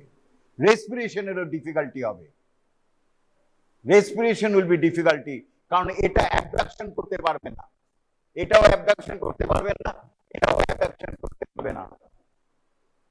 চুপচাপ বসে ঘুমিয়ে আছে, রেসপিরেশন যাবে, অল্প অল্প এয়ার এখান দিয়ে পাস করবে, কিন্তু যখনই দৌড়াচ্ছি আর পারবে না, কারণ অ্যাবডাকশন হবে না। সুতরাং normal quiet respiration possible, but exertion, it will be respiratory difficulty, respiratory distress হবে। কি ইন্টারেস্টিং দেখো, তাহলে এইটা গেল both recurrent laryngeal nerve damage of the both side, acute damage। এমন অপারেশন মানে করলো, আমি করলাম, শুধু রেকারেন্ট ল্যারেঞ্জিয়াল নার্ভ নয়, এক্সটার্নাল ল্যারেঞ্জিয়াল নার্ভও ড্যামেজ করে দিলাম, তখন কি হবে? তখন তো cricothyroid will be damage, both adductor and abductor will be damaged. So অনেক সময় এই যে bilateral recurrent laryngeal nerve damage হলে অনেক সময় কিন্তু রেসপিরেটরি এইডস লাগে, ট্র্যাকিওস্টমি করতে হয়। মানে রেসপিরেশন একটু হাঁটলে এত রেসপিরেশন ডিফিকাল্টি হয় যে পেশেন্টে একদম লাংসে যায় না, কারণ এইটুকুনি চিঙ্ক হয়ে থাকছে প্যারামিডিয়ানে। সুতরাং অনেক সময় ল্যারিঙ্গোটমি বা ট্র্যাকিওস্টমি করে এক্সটার্নাল সাপোর্ট দিতে হয়। আচ্ছা, এরপরে both damage of the right recurrent laryngeal nerve and left recurrent laryngeal nerve, that of the recurrent laryngeal nerve and external laryngeal nerve, all the muscles of the larynx are paralyzed. Adduction and abduction, we call it cadaveric position. Cadaveric position, যখন patient death হয় তখন কিন্তু cord lie between the adduction and abduction, তার জন্য এটার নাম হচ্ছে cadaveric position. আর বোথ সাইড হয়ে গেলে দুটো সাইডে middle between the adduction, midline and abduction, so it will call the cadaveric position. কি বলা হয়? ক্যাডাভেরিক পজিশন। এই যে ক্যাডাভার আমরা ডিসেকশন করি, ক্যাডাভেরিক পজিশন। এখানে কি হবে? Phonation not possible, respiratory difficulty will be there. তাহলে এইটা গেল ল্যারিংসের ক্লিনিক্যাল অ্যানাটমি। সুতরাং ল্যারিংস শেষ হয়ে গেল। এরপরে যে চ্যাপ্টার শুরু করছি এটার নাম আমি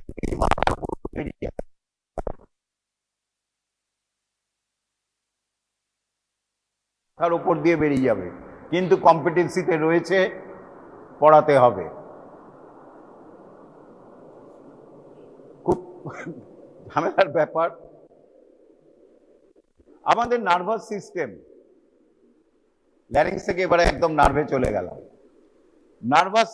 নার্ভাস সিস্টেম ডেভেলপ করেছে কোথার থেকে? আমরা জানি গ্যাস্ট্রুলেশনে আমাদের তিনটে লেয়ার আছে, এক্টোডার্ম, মেসোডার্ম অ্যান্ড এন্ডোডার্ম, তাই তো? আমাদের তিনটে লেয়ার রয়েছে।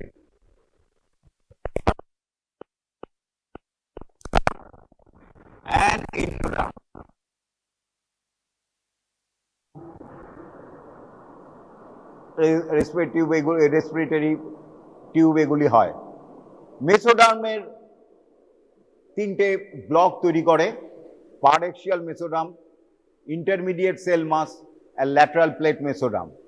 পারএক্সিয়াল মেসোডার্ম থেকে সোমাইটস তৈরি হয়। কি হয়? Somites, block somites. সেখান থেকে আমাদের সোমাটিক মাসেলগুলি ডেভেলপ করে, স্কেলিটাল মাসেল ডেভেলপ করে। সোমাটিক মাসেল আমরা বলি, supplied by the somatic nerves. এই যে আমাদের পেরিফেরাল নার্ভসগুলি সাপ্লাই করে কি কি? Rectus abdominis muscle, biceps muscle, triceps muscle, gluteus maximus muscle, এগুলিকে সোমাটিক মাসেল। কোথা থেকে ডেভেলপ করছে? সোমাইটস অফ দ্য মেসোডার্ম। আর ওপরেরটাকে হচ্ছে এক্টোডার্ম।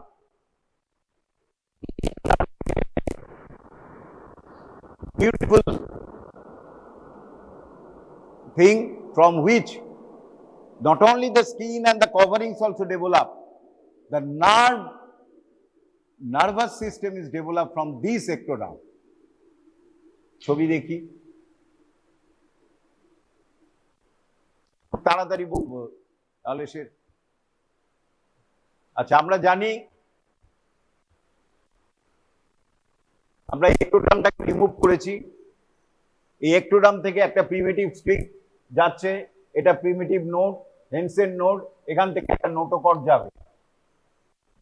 এটা হচ্ছে বাক্যোফ্যারেঞ্জিয়াল প্লেট, এটা হচ্ছে বাক্যোফ্যারেঞ্জিয়াল মেমব্রেন, এটা হচ্ছে ক্লোইকাল মেমব্রেন। এক্টোডার্মের মিড লাইনে একটা গ্রুপ তৈরি হয়, তাকে বলি প্রিমিটিভ গ্রুপ। মনে পড়ছে? হ্যাঁ, এবার স্টার্ট করো পড়া, জেনারেল অ্যানাটমিটা পড়া স্টার্ট করো, নইলে শেষ করতে পারবে না। অল্প অল্প করে দুপাতা করে পড়তে থাকো। এটা হচ্ছে এক্টোডার্ম। এক্টোডার্মটা এরকম রয়েছে। এক্টোডার্মের মিড লাইনে একটা গ্রুপ তৈরি হয়, এই যে এরকম একটা গ্রুপ তৈরি হয়েছে, তাকে বলে প্রিমিটিভ গ্রুপ। প্রিমিটিভ গ্রুপ বা প্রিমিটিভ স্ট্রিক এই প্রিমিটিভ গ্রুপ থেকে সেলগুলি বেরিয়ে গিয়ে মানে এক্টোডার্মও তৈরি করছে এপিব্লাস্ট থেকে। এটা অ্যাকচুয়ালি এপিব্লাস্ট থেকে, কেমন? আর প্রিমিটিভ গ্রুপটা though is derived from the epiblast or ectoderm, it lies just below the ectodermal plane. এটা ভালো করে বোঝো। এই প্রিমিটিভ গ্রুপটা, এটা ধরো এক্টোডার্ম, কেমন? এটা এক্টোডার্মালেরই ডেরিভেটিভ, কিন্তু এটা রয়েছে, এটা যে প্রিমিটিভ, এটা যদি এক্টোডার্ম বলি, আমার this finger is also ectoderm or epiblast, but it remains in this fashion. এক্টোডার্মের নিচে, একটু নিচে চলে যায়। ক্লিয়ার হয়েছে এটা? এবং ওপরে এক্টোডার্ম আবার রয়েছে। এইটা হচ্ছে প্রিমিটিভ স্ট্রিক।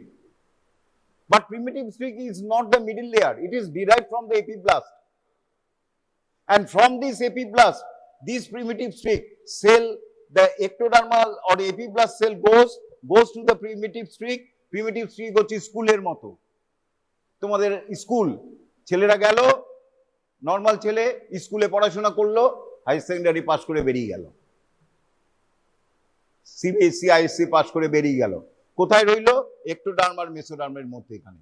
এবার কেউ মেডিকেলে গেল, কেউ ইঞ্জিনিয়ারিং গেল, সেই রকম কেউ তৈরি করলো পারেক্সিয়াল মেসোডার্ম, কেউ ইন্টারমিডিয়েট সেল মাস গোনার্স তৈরি করবে, কিডনি তৈরি করবে, আর একটা ল্যাটারাল প্লেট মেসোডার্ম যেটা আমাদের সিলোম টিলোম তৈরি করবে, অন্যান্য বাসেলও তৈরি করবে। ছেড়ে দাও। তাহলে প্রিমিটিভ স্ট্রিকটা এইখানে, তাহলে প্রিমিটিভ স্ট্রিকের ওপরে এক্টোডার্ম রয়েছে, তাই তো? প্রিমিটিভ স্ট্রিক এর ওপরেও এক্টোডার্ম রয়েছে, আর প্রিমিটিভ স্ট্রিক থেকে একটা কর্ডের মতো বেরিয়ে যায়, সেটাকে বলে নোটোকর্ড। পরের ছবিটা আসে।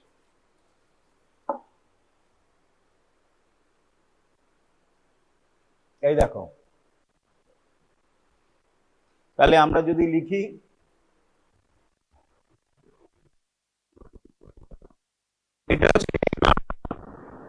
এটা হচ্ছে এক্টোডার্ম গেল, এইটা হচ্ছে ডট ডট দিয়ে আঁকছি কেন? ডট ডট দিয়ে আঁকলাম কেন? Why giving dot dot? Because it lies below. Because it lies below. It is covered by the ectoderm, though it is derived from the ectoderm or epiblast. Ectoderm কথাটা বলা উচিত নয়, আমার বলা উচিত ছিল epiblast, but it lies below. And primitive streak gradually becomes smaller. প্রথমে তাকে, তারপর আস্তে আস্তে স্মল হয়ে যায়। স্মল হয় না, কম্পারেটিভলি অন্য স্ট্রাকচারগুলি বড় হয়, ওভার গ্রোথ হয় না। এরপরে get on the primitive node,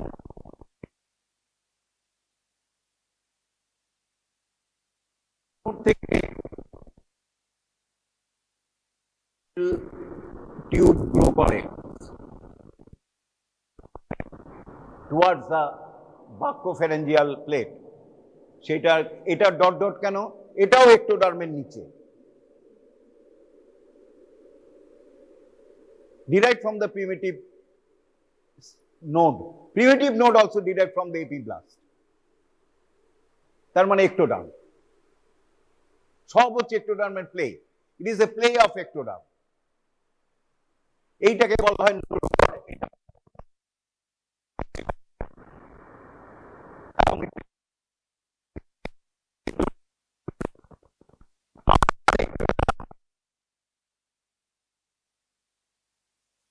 রয়েছে a part of the ectoderm, if it is a notochord, a part of the ectoderm overlying, এরম ভাবে overlying the notochord,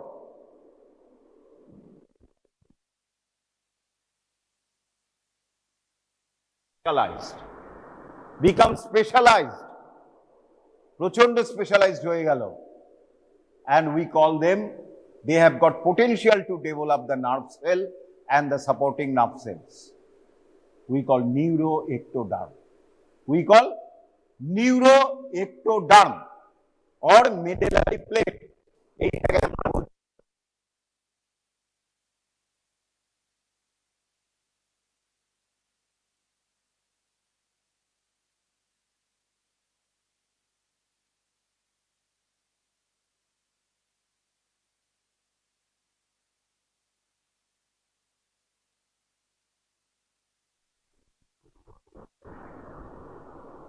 এখান থেকেই ব্রেন, স্পাইনাল কর্ড সব ডেভেলপ হবে। কি করে? ব্রেন স্পাইনাল কর্ড হচ্ছে একটা টিউবের মতো, it is nothing but A tube, তারপরে ডাইলেটেশন হয়েছে, সুতরাং এটাকে টিউব করতে হবে। এরপরে if it is A plane paper, ধরো রুমালটা কোথায়, কাগজ আছে এখানে, একটা পেপার আছে, এই তো এখানে আছে,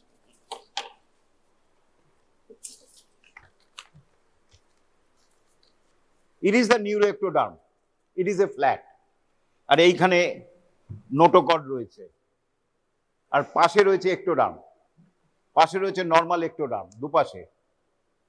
এবার এটাকে আমাকে টিউব করতে হবে। কি করে টিউব করব এই প্লেটটাকে? কি করে এটাকে করা যায়? ফোল্ড করতে হবে, ফোল্ড করতে হবে, ফোল্ড করলেই তো টিউব হয়ে যাচ্ছে। হ্যাঁ, তাহলে এই টিউবটা ফ্ল্যাট ছিল, এই ফোল্ড হয়ে গেল, আর পাশে রয়েছে একটোডার্ম, আরেকটা খাতা আছে,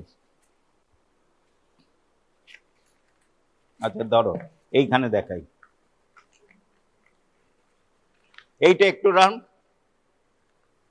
এই ফোল্ড হলো, এটাও একটোডার্ম, এটাও একটোডার্ম, তারপরে এটা একটু ভেতরে ঢুকে গেল, আর দুটো একটোডার্ম আবার মিশে গেল। বুঝতে পেরেছো? এরপর নিউরাল প্লে, এই যেটা নিউরো একটোডার্ম একই লেভেলে ছিল সেটা একটু নিচে ঢুকে গেল, আর দুটো একটোডার্ম আবার জুড়ে গেল। তাহলে এইটাই হচ্ছে নিউরাল টিউব, যেখান থেকে ব্রেন স্পাইনাল কর্ড হবে। আর এই যে এজটা, এই এজ, এই সেলগুলিকে বলা হয় নিউরাল ক্রেস সেল।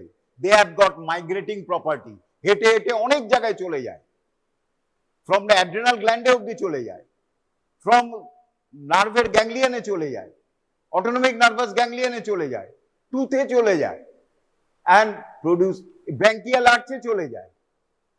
এইগুলি হচ্ছে neural crest cell. The neural crest cell also is also a epidermal or ectodermally origin. তাহলে এখানে একটা ছবি দেখি আরো হবে, তাহলে জিনিসটা বুঝতে পেরেছো? তাহলে নার্ভ কিন্তু develop from the neuro ectoderm, a specialized ectoderm আমাদের। কেমন? এইবার ছবিটা দেখো,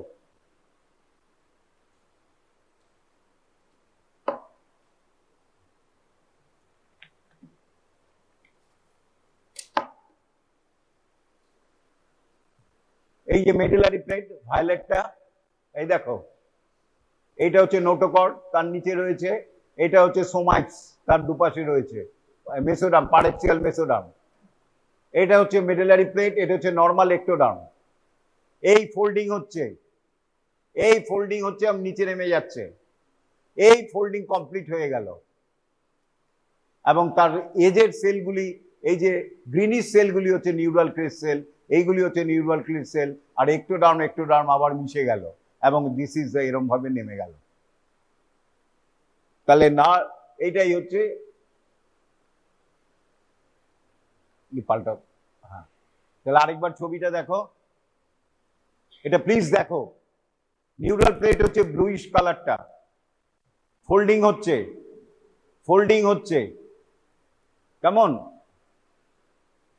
এবারে এই যে এইগুলি নিউরাল ক্রেস সেল, এস থেকে এরপরে এটা মাইগ্রেট করবে, হেঁটে হেঁটে হেঁটে হেঁটে ডিফারেন্ট জায়গায় চলে যাবে, সিউডোপোডিয়ার মুভমেন্ট হয়ে গিয়ে চলে যাবে। So neural crest cell can be present anywhere in our body, from adrenal medulla থেকে শুরু করে টিথ, ব্র্যাঙ্কিয়াল আর্ট, হার্ট, সবখানে নিউরাল ক্রেস সেল পেতে পারো, রাইট? আরেকবার দেখো একই জিনিস, আর নেক্সট। অ্যাকচুয়ালি এরকম, এই যে নিউরাল টিউব অ্যাকচুয়াল পিকচার কিন্তু এরকম হয়। এইগুলি হচ্ছে সোমাইটস, পারেক্সিয়াল মেসোডার্ম, এই যে সোমাইট 40 to 44 অব্দি সোমাইটস হয়, এই যে সোমাইট, ইন্টারমিডিয়েট সেল মাস, এদিকে হচ্ছে ল্যাটারাল প্লেট মেসোডার্ম। নেক্সট, এবার আরো ডিটেলস করতে গেলে এখানে দুটো নিউরোপোর্ট থাকে, অ্যান্টিরিয়র পস্টেরিয়র, আমি আর যাচ্ছি না। এরপরে আমি চলে যাচ্ছি আমার নর্মালে। তাহলে এইটা বুঝলাম, যে প্রথমে তাহলে নিউরাল টিউবটা এরকম হলো,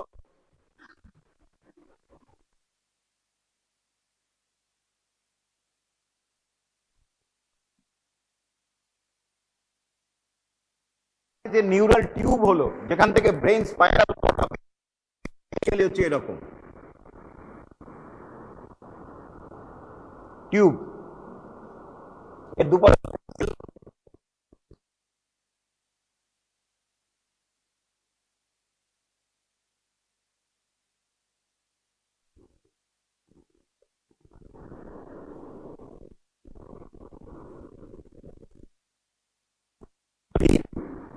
এই যে মধ্যিখানে হচ্ছে ক্যাভিটি, এটা তাহলে এটাকে যদি ট্রান্সভার্স সেকশন করি কিরকম,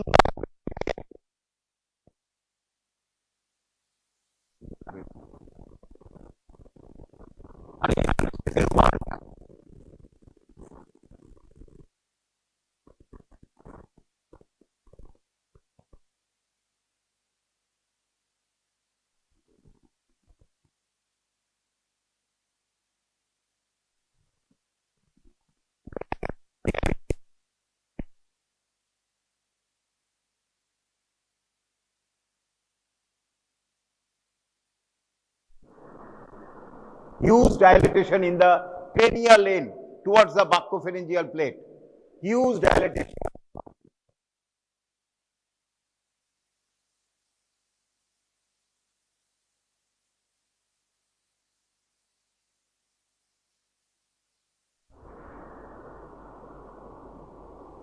সামনের দিকটা হিউজ ডাইলেটেশন হয়, এটাকে আমরা বলি fourth brain vesicle, mid brain vesicle, hind brain vesicle, prosencephalon, mesencephalon, rhombencephalon. তারপরে ডিটেলস আসবে, আমি আর ডিটেলস যাচ্ছি না। আর তলের সরু দিকটা it remains as a spinal cord. এইভাবে ব্রেন ডেভেলপ করে। এরপরে ফোর ব্রেন থেকে আবার হিউজ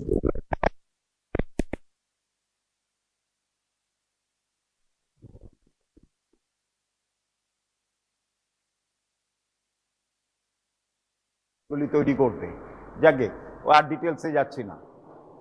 কিন্তু ইনিশিয়ালি হচ্ছে এটা হচ্ছে tube. There are so many changes afterward, dilatation, over riding with other structures, whatever it may be. Initially it is a tube, a central canal, lining wall containing cells and outer wall. Eta.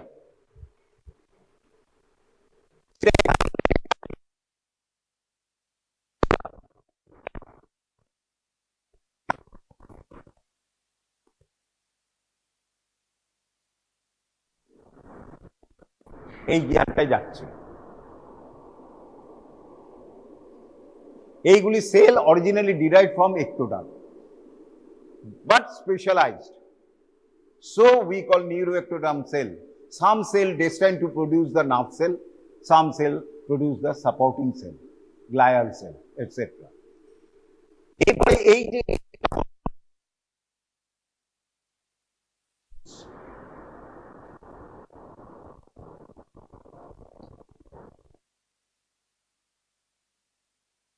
Zone, একটা middle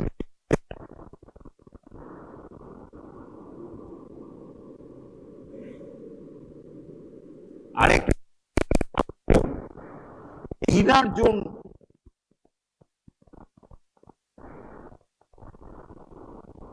এই inner জোনকে আমরা বলি এপেনডাইমাল zone.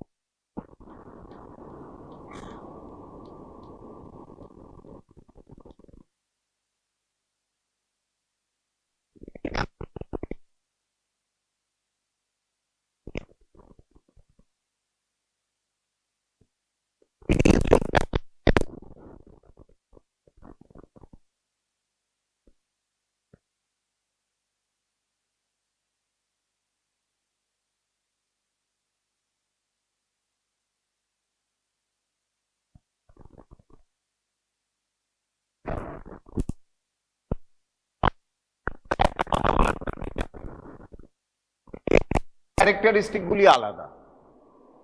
সবচেয়ে important হচ্ছে mental জোনটা, mental zone. এইখানেই না আমরা জানি, এবার দুটো ওয়ার্ড ক্লিয়ার করো।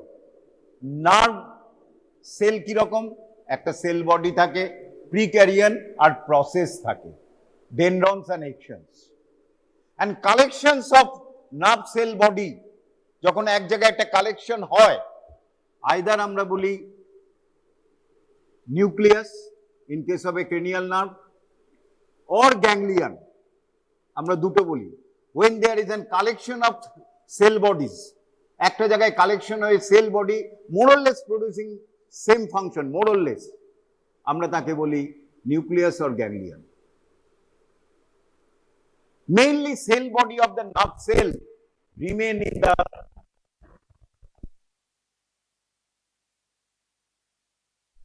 mainly থাকে mental zone, and some cell bodies aggregated to form nuclei of the cranial nerves.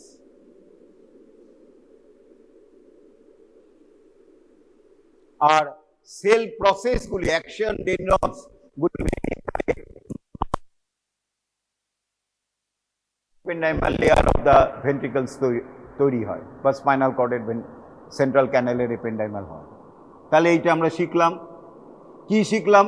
Mental জোনে নিউক্লি থাকে ব্রেনে, বা স্পাইনাল কর্ডেও অ্যান্টিরিয়র হর্ন সেল গুলি এখানে থাকে, মোটর নিউক্লিগুলি, সেন্সরি নিউক্লিগুলি থাকে।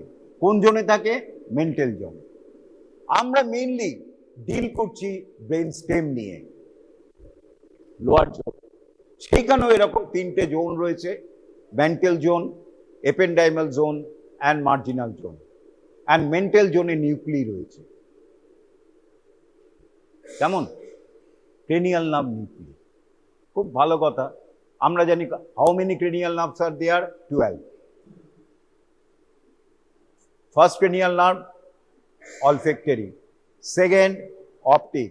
Third, oculomotor. Fourth, trochlear. Fifth, trigeminal. Sixth, abducens. Seventh, facial. Eighth, vestibulocochlear. Ninth, glossopharyngeal. 10th, vagus. 11th, cranial accessory. And 12th, hypoglossal nerve. সবার কি সব ফাংশন এক? No. Optic nerve only receive the light rays, no other function, totally sensory, only receiving the second cranial nerve receiving the light rays, so we can visualize. And remember, it has got no nuclei, কোনো cranial nerve nuclei নেই, directly ব্রেনের সেরিব্রামে চলে যাচ্ছে। olfactory nerve, simple plain sensory olfaction, এর কোনো nuclei নেই, direct চলে যাচ্ছে brain. Third cranial nerve, oculomotor nerve, only motor, ওর কোনো সেন্সারি ফাংশন নেই।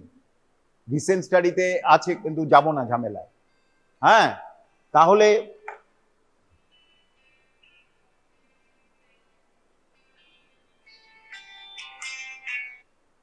তাহলে ওর কোনো পিরিয়ড নেই। আবার seventh cranial nerve, fifth cranial nerve, both motor and sensory আছে, মিক্সড।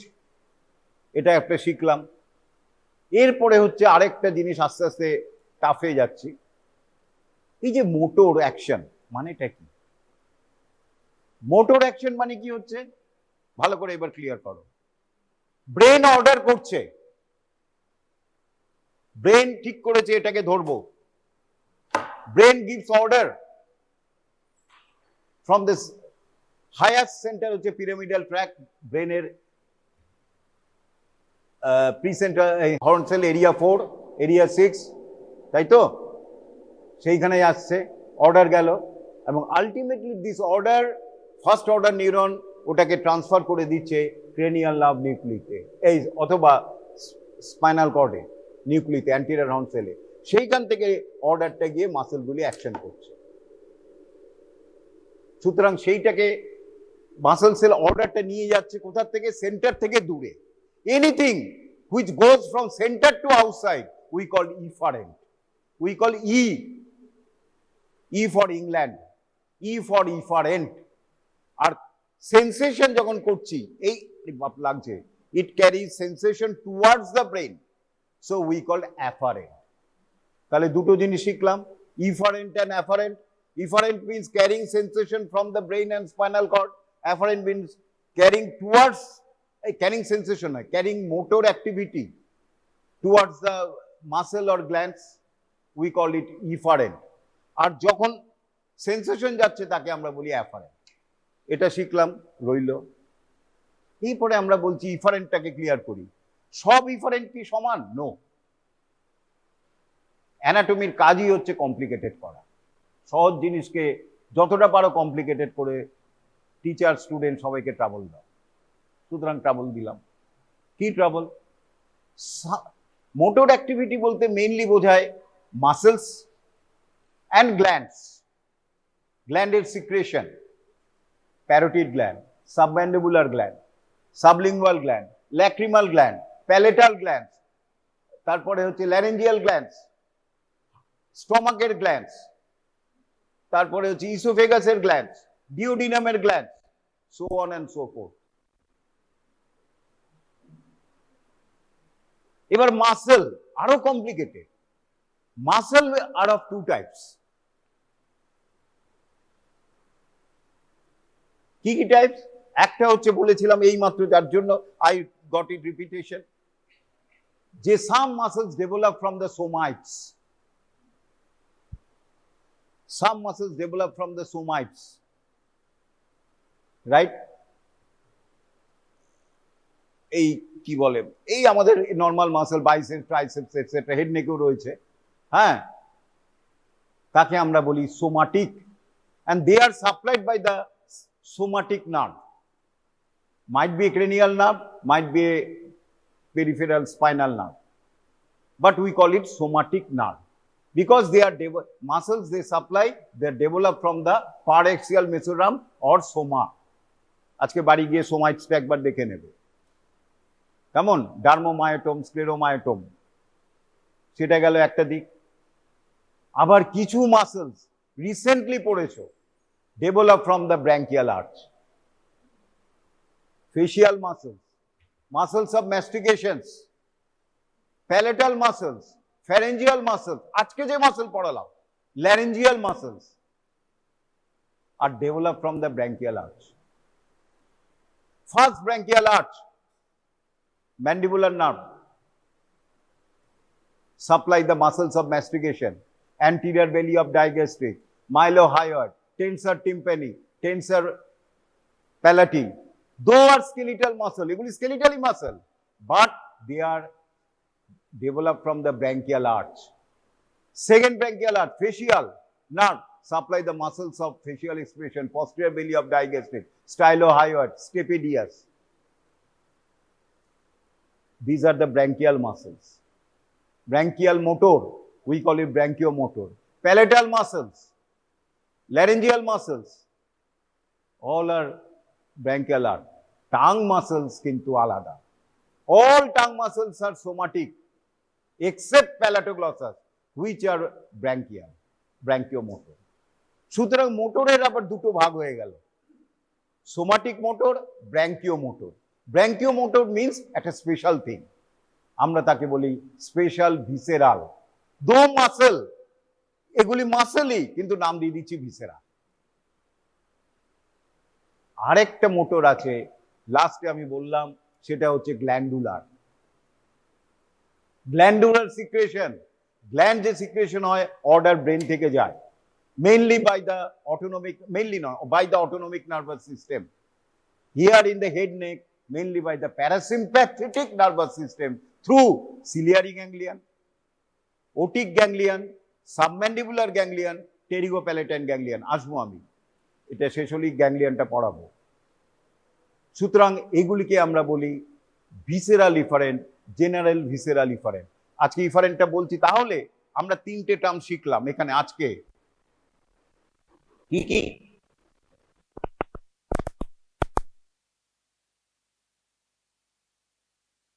শিখলাম Soma. E is for soma, E for efferent.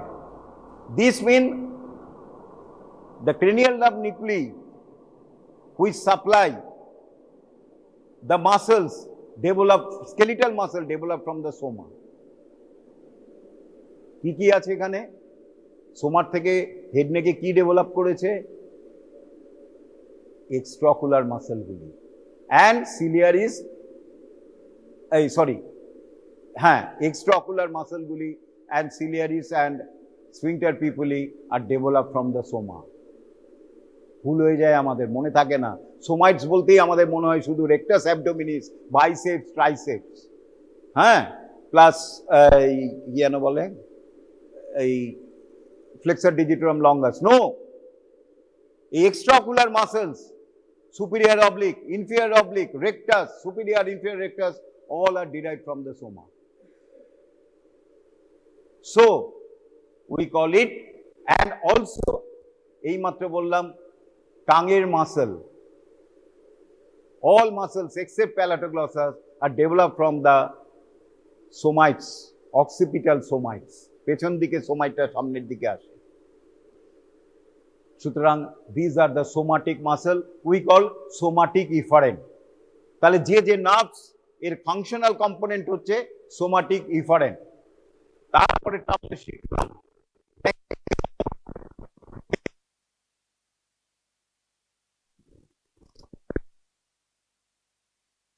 Special visceral efferent, মানে কি? the muscles develop from the branchial arch. So the cranial nerve which supply these muscle, we call, they have got special visceral efferent. 5th nerve, 7th nerve, 9th nerve, 10th nerve আসবো আমি। আরেকটা হচ্ছে general visceral efferent.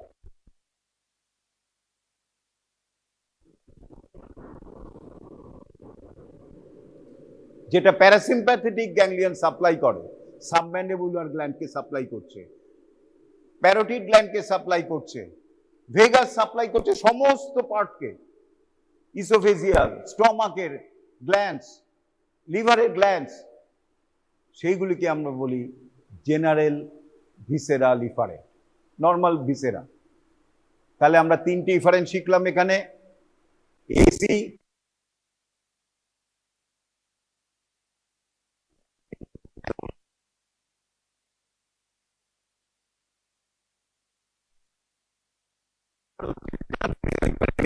Autonomic nervous system. তাহলে আজকে থাক, কালকে তার পরের দিন কমপ্লিট হয়ে যাবে, বেশি এটা পড়তে হবে না, জাস্ট এরপরে কুইক হয়ে যাবে, এরপরে আর বেশি কিছু নেই, আর হার্ডলি 10-15 মিনিটের মধ্যেই শেষ হয়ে যাবে। মানে মেইন জিনিসটা যদি বুঝে নাও আর বেশি দেরি হবে। Encephalogram, which is electrical activity of brain, right? And how to diagnose a case of epilepsy with EEG, right?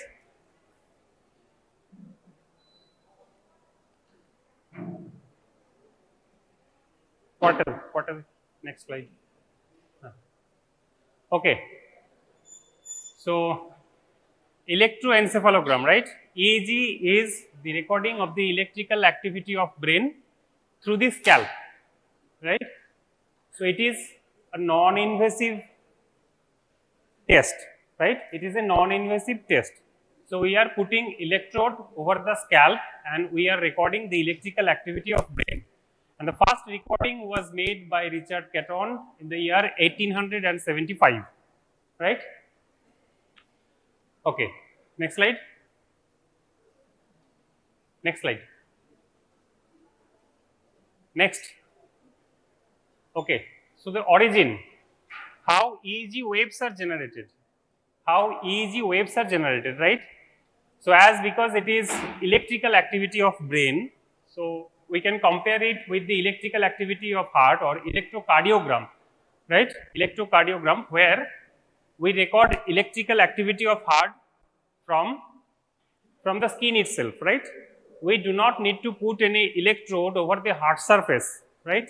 we are not doing any invasive experiment. We are not putting any electrode into the heart, right? Rather than we are picking the electrical activity of heart by applying some electrodes over the chest wall and over limb.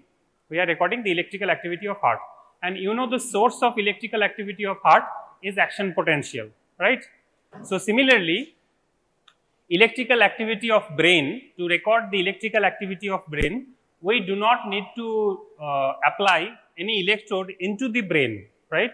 We do not need to, any invasive experiment for that. So we just put electrode over the scalp, right? We just put electrode over the scalp by applying some electroconductive jelly, just like ECG, right? We put electrode over the brain, over the scalp, and we pick the electrical activity of brain, and the source of electrical activity of brain is definitely action potential, and also, and the majority is the graded potential, right? The graded potential, which is less than action potential. So we call it either, if it is depolarizing potential, we call it EPSP, or excitatory postsynaptic potential, and if it is inhibitory, we call it inhibitory postsynaptic potential, EPSP or IPSP, right? So the sources of electrical activity of brain are either action potential or EPSP or IPSP. EPSP is positive potential and IPSP is negative potential, right? Depolarization is EPSP and hyperpolarization is IPSP, right? So remember, in case of heart, there is no question of EPSP and IPSP in case of heart, in case of ECG. But in case of EEG or electroencephalogram, other than action potential, the major source of EEG voltage change is EPSP and IPSP and not the action potential, right? But in case of heart, there is no question of IPSP and EPSP. It is only action potential. Action potential of the myocardial cell and action potential of the pacemaker cells are responsible for generation of voltage change in ECG strip, right? But in case of EEG, it is either EPSP or IPSP.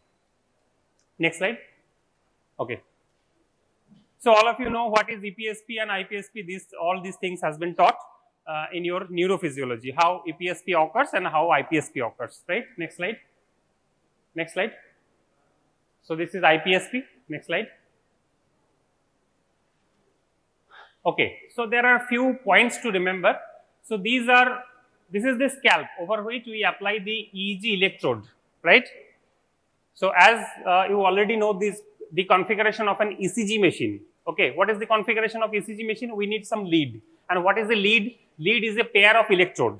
Okay, lead is a pair of electrode which measures the potential difference between 2 points, right? And we connect it with a voltmeter which captures the potential difference between 2 points, right? Okay, so ECG is basically a voltmeter. Similarly, EEG is basically a voltmeter which measures potential difference between 2 points. Okay, so both are voltmeter, and the principle is same both in case of ECG and EEG, electrocardiogram and electroencephalogram, right? Both are having a voltmeter, both are having electrodes, right? Okay. So the generation of very small electrical fields by synaptic current in the pyramidal cells. In the cerebral cortex, we have pyramidal cells. Okay. Very specific type of cells in the cerebral cortex, we call it pyramidal cells. There are multiple layers within the cerebral cortex, multiple layers of neurons within the cerebral cortex, and the most important cells within the cerebral cortex are pyramidal cells. Okay, the vertical cells. Okay, the pyramidal cells. Okay, so these are pyramidal cells, and you have different active synapses over here, right? And we capture the electrical activity that are happening within these pyramidal cells. Okay, we'll come to it. Okay, so the generation of very small electrical field by the synaptic currents in the pyramidal cells. So remember, it is very difficult. It is absolutely very difficult to capture what electrical activity is happening, what kind of EPSP or IPSP is happening in a single pyramidal cell. It is very difficult. Okay, so it is so much insignificant that you cannot capture the electrical activity of a single pyramidal cells by applying simple an electrode or a voltmeter over the scalp. It is very difficult. Okay, but we can capture the synchronous activity of many thousands of pyramidal cells, okay, firing together in a similar direction, right? So, all the pyramidal cells in a particular area, say for example, thousands of pyramidal cells are having EPSP or IPSP simultaneously at a single point of time, we can capture that, right? And that is the basis of generation of EEG or electroencephalogram, right? Okay, so only if thousands of cells contribute to their small voltages is the signal large enough to reach the scalp surface. একটা single pyramidal cell এর যে voltage change সেইটা তুমি if you apply an electrode over the scalp, you cannot capture that because it is so small, right? But যখন thousands of pyramidal cells একসঙ্গে discharge করে, there is voltage change in the positive direction or negative direction in the thousands of pyramidal cells একসাথে at a time, we can capture by applying electrode on that particular area, right? Say for example, this is your temporal lobe, temporal area, so you are putting an electrode. So in the temporal lobe, if thousands of pyramidal cells are firing simultaneously, you can capture that, right? By applying an electrode over the temporal lobe. Clear? Okay, note one important point. In case of hyperpolarization, so when the cells are negatively charged, okay, when the cells are negatively charged, there is a positive wave in the EEG, okay. So EEG wave e jodi positive signal ashe tar mane pyramidal cell gulo hyperpolarize hocche, and EEG signal e jodi negative wave ashe tar mane ultota pyramidal cells gulo depolarize hocche, right? So in case of EPSP is happening in thousands of pyramidal cells simultaneously, you will get a negative wave in the EEG, and if all the pyramidal cells, thousands of pyramidal cells are having hyperpolarization simultaneously, you will get a positive wave in EEG. Clear? This is the surface of the scalp, right? This is the surface of the scalp, and here is a pyramidal cell, okay. And you know, in case of EPSP, where voltage of the membrane changes towards positive direction, or when there is depolarization, the major neurotransmitter is glutamate, right? In case of EPSP, neurotransmitter is glutamate, because you know glutamate is an excitatory neurotransmitter, and GABA or gamma aminobutyric acid is an inhibitory neurotransmitter, right? So say for example, this is an example only, right? So this is scalp, okay? This is scalp surface, okay? And here we are recording, you know, voltage fluctuation over the scalp. So here is glutamate, okay? Here is glutamate, and here is generation of EPSP, right? Here is generation of EPSP. So there will be opening of voltage gated sodium channel, say for example, voltage gated sodium channel.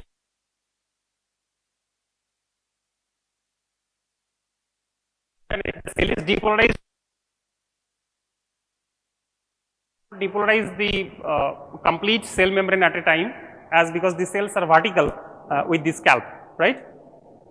So now the positive ion will come inside, okay, and from the opposite direction it goes out into the brain extracellular fluid, right? So the positive ion flow, okay, the positive ion flow, the direction will be in this way, as because what we are capturing from the surface, from the surface is not the current which is flowing inside, rather it is the current flowing through the brain extracellular fluid, and you are getting the voltage towards this direction, right? Okay. So similarly, say for example, here is an synapse, right? This is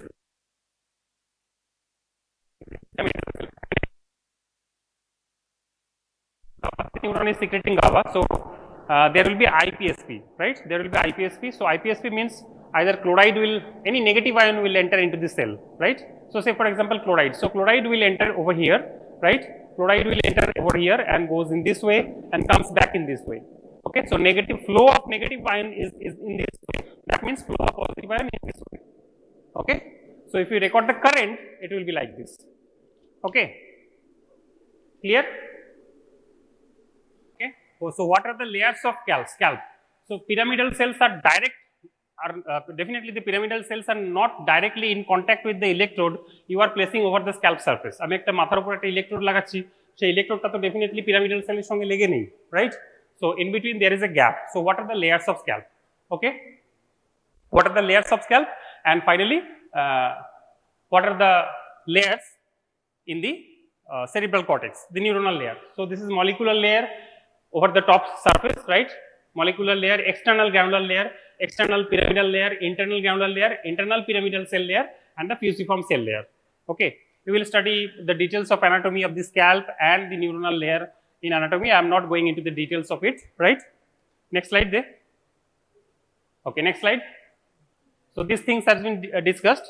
When there is a generation of EPSP or IPSP, the flow of current will be in the according direction, right? So say for example, if you take this, so here is glutamate, again there is IPSP, here is the synapse, right? So this is deep excited input and here is the synapse. That means positive ion or sodium will enter into the cell, it will go in this way, and from outside it will go in this way, right? So the flow of current will be in this direction, right? Next slide. Next slide. Next slide. Okay.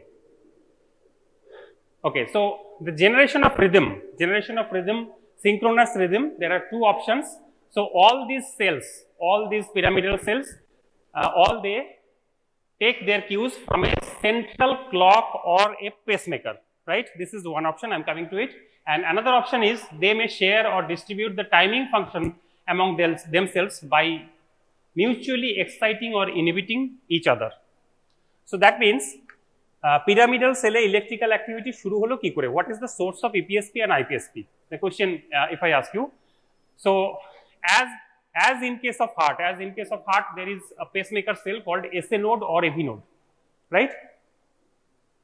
In case of electrical activity of brain, is there any pacemaker cell? Anyone? Is there any pacemaker cell in case of brain? The source of electrical activity of heart is definitely SA node in a normal healthy individual. What is the source of electrical activity or the pacemaker in case of brain? Is there any pacemaker? So how does pyramidal cells get their electricity from? Pacemaker cell is depolarized and sequentially all the cells are depolarized.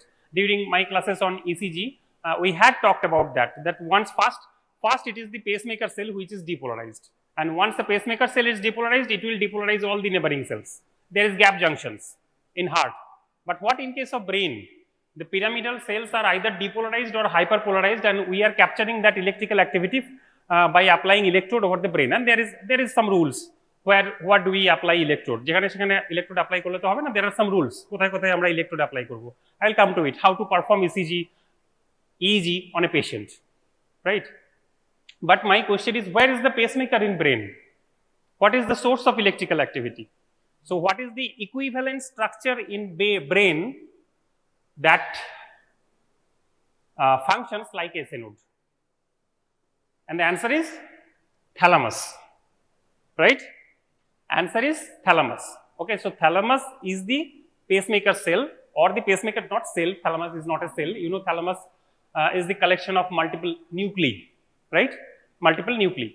Okay, so thalamus performs the role of pacemaker, and thalamus can activate all the pyramidal cells at the same time, so that we can capture the electrical activity of brain, right? Another function is they can excite each other, right? Just like gap junction function in case of heart cells. Okay, if one myocardium is depolarized, it will depolarize all the neighboring cells. So similarly, pyramidal cells have got this function. So one pyramidal cell can depolarize the neighboring pyramidal cells if the EPSP is strong enough, right? So equivalent structure of SA node is thalamus, number one, and the pyramidal cells have got quality to depolarize the neighboring cells once it is depolarized, right? So there is these two criteria. Next slide. Okay, so this is the thalamus which acts as a pacemaker. Its various nuclei exert a control upon the general electrocortical activity via thalamocortical projection. Okay, thalamocortical projection. So from thalamus to cortex, there is a projection of neurons, and we call it thalamocortical projection, right? So thalamus acts as pacemaker area which depolarizes the pyramidal cells. Number one. Okay. But there are few differences. If we can compare it with the electrical activity of heart, but everything is not similar. Here are some different points. So number one, there is thalamocortical projection. Okay, so thalamus is outside the cerebral cortex. We are recording SA node is definitely within the heart. It is a part of the heart, but thalamus is a different structure. It is a subcortical structure. Okay, cortex niche ache. It is a subcortical structure, but still it is acting like a pacemaker. Okay, it is acting like a pacemaker, and this pacemaker activity is through thalamocortical projection. From thalamus to cerebral cortex, there are neurons. We call it thalamocortical projection. So through that thalamocortical projection, thalamus activates the pyramidal cells. Okay, and remember, when there is eye opening, okay, once, say for example, I am having closed eyes. Okay, so suddenly I am opening my eyes. So there will be sensory inputs coming into my cortex, right? So once no sensory input is coming into my cerebral cortex, this thalamocortical projection is working. Okay, so this is the background activity. This thalamocortical projection is the background activity. So activation such as eye opening, inputs from reticular formation. So whenever we are awake, we are doing something. Okay, we are putting attention on some job, right? On some work, right? So our reticular activating system is working. Our reticular activating system is working, and once reticular activating system is working, it allows the sensory input to the cerebral cortex. Once there is no sensory input going into the cerebral cortex, this thalamocortical projection is working. So this is baseline activity. Okay, through the thalamocortical projection is the baseline activity. Once there is a sensory input, when there is any stimuli, any kind of stimuli, I am opening my eyes, someone touches, right, or someone giving pain sensation. Okay, so any sensory information, if it is coming, this thalamocortical projection will stop. Okay, normally when thalamocortical projection is working, there is a baseline activity, baseline electrical activity within the brain, and it will not allow any sensory input to the cerebral cortex. Okay, but once there is any sensory input, this thalamocortical projection will stop, and they will allow visual cues, sensory cues, yet tactile sensation, they will allow it to the cerebral cortex, right? Okay, so activation inputs from the reticular formation in the brainstem abolishes the rhythmic discharge from the thalamus. Thalamus থেকে একটা rhythmic discharge হয় continuously, কিন্তু যখন অন্য sensation আসবে thalamus থেকে rhythmic discharge টা stop হয়ে যাবে, right? When you are awake, the thalamus allows the sensory information to pass through it and be relayed to the cerebral cortex.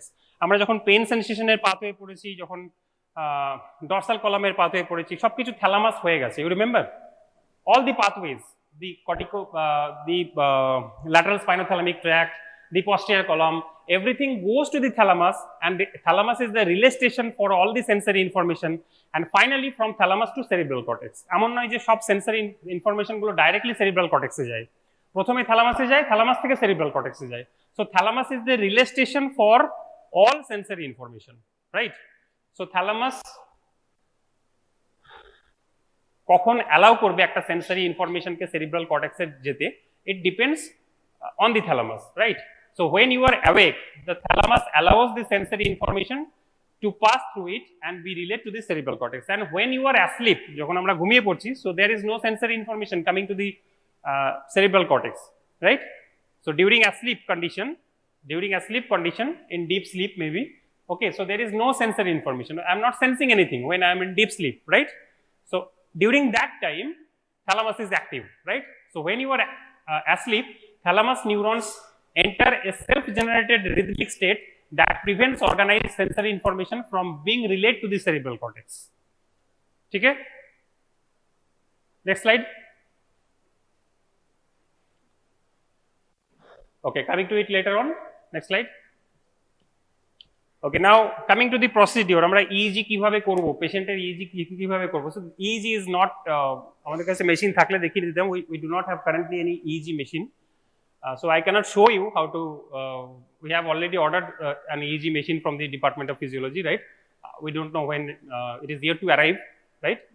So if it comes in the midway, I will show you. But the procedure you can very well understand from this PPT. So for EEG machine, we need a machine which are available in the market, either 8-channel machine or 16-channel machines, right? So what we need, electrodes, just like ECG, we need silver cup electrodes. These are cup-shaped electrodes, right? We need electroconductive jelly, just like ECG. Same jelly is used for both ECG and EEG. Next, we need rubber cap. We need a quite dark and comfortable room, right? Dark, comfortable room, and skin marker pencil. Next slide. Okay. So there is a conventional system. There is a conventional system. The majority of the laboratory is used 10-20% system. Okay, this is the conventional system, 10-20% system of recording EEG, right? So what is 10-20% system? I'll come to it in subsequent slide. So this 10-20 system, it was recommended by an international body. It is International Federation of Societies for Electroencephalography and Clinical Neurophysiology. Next. So here is the 10-20% system. Okay, 10-20% system of EEG electrode placement.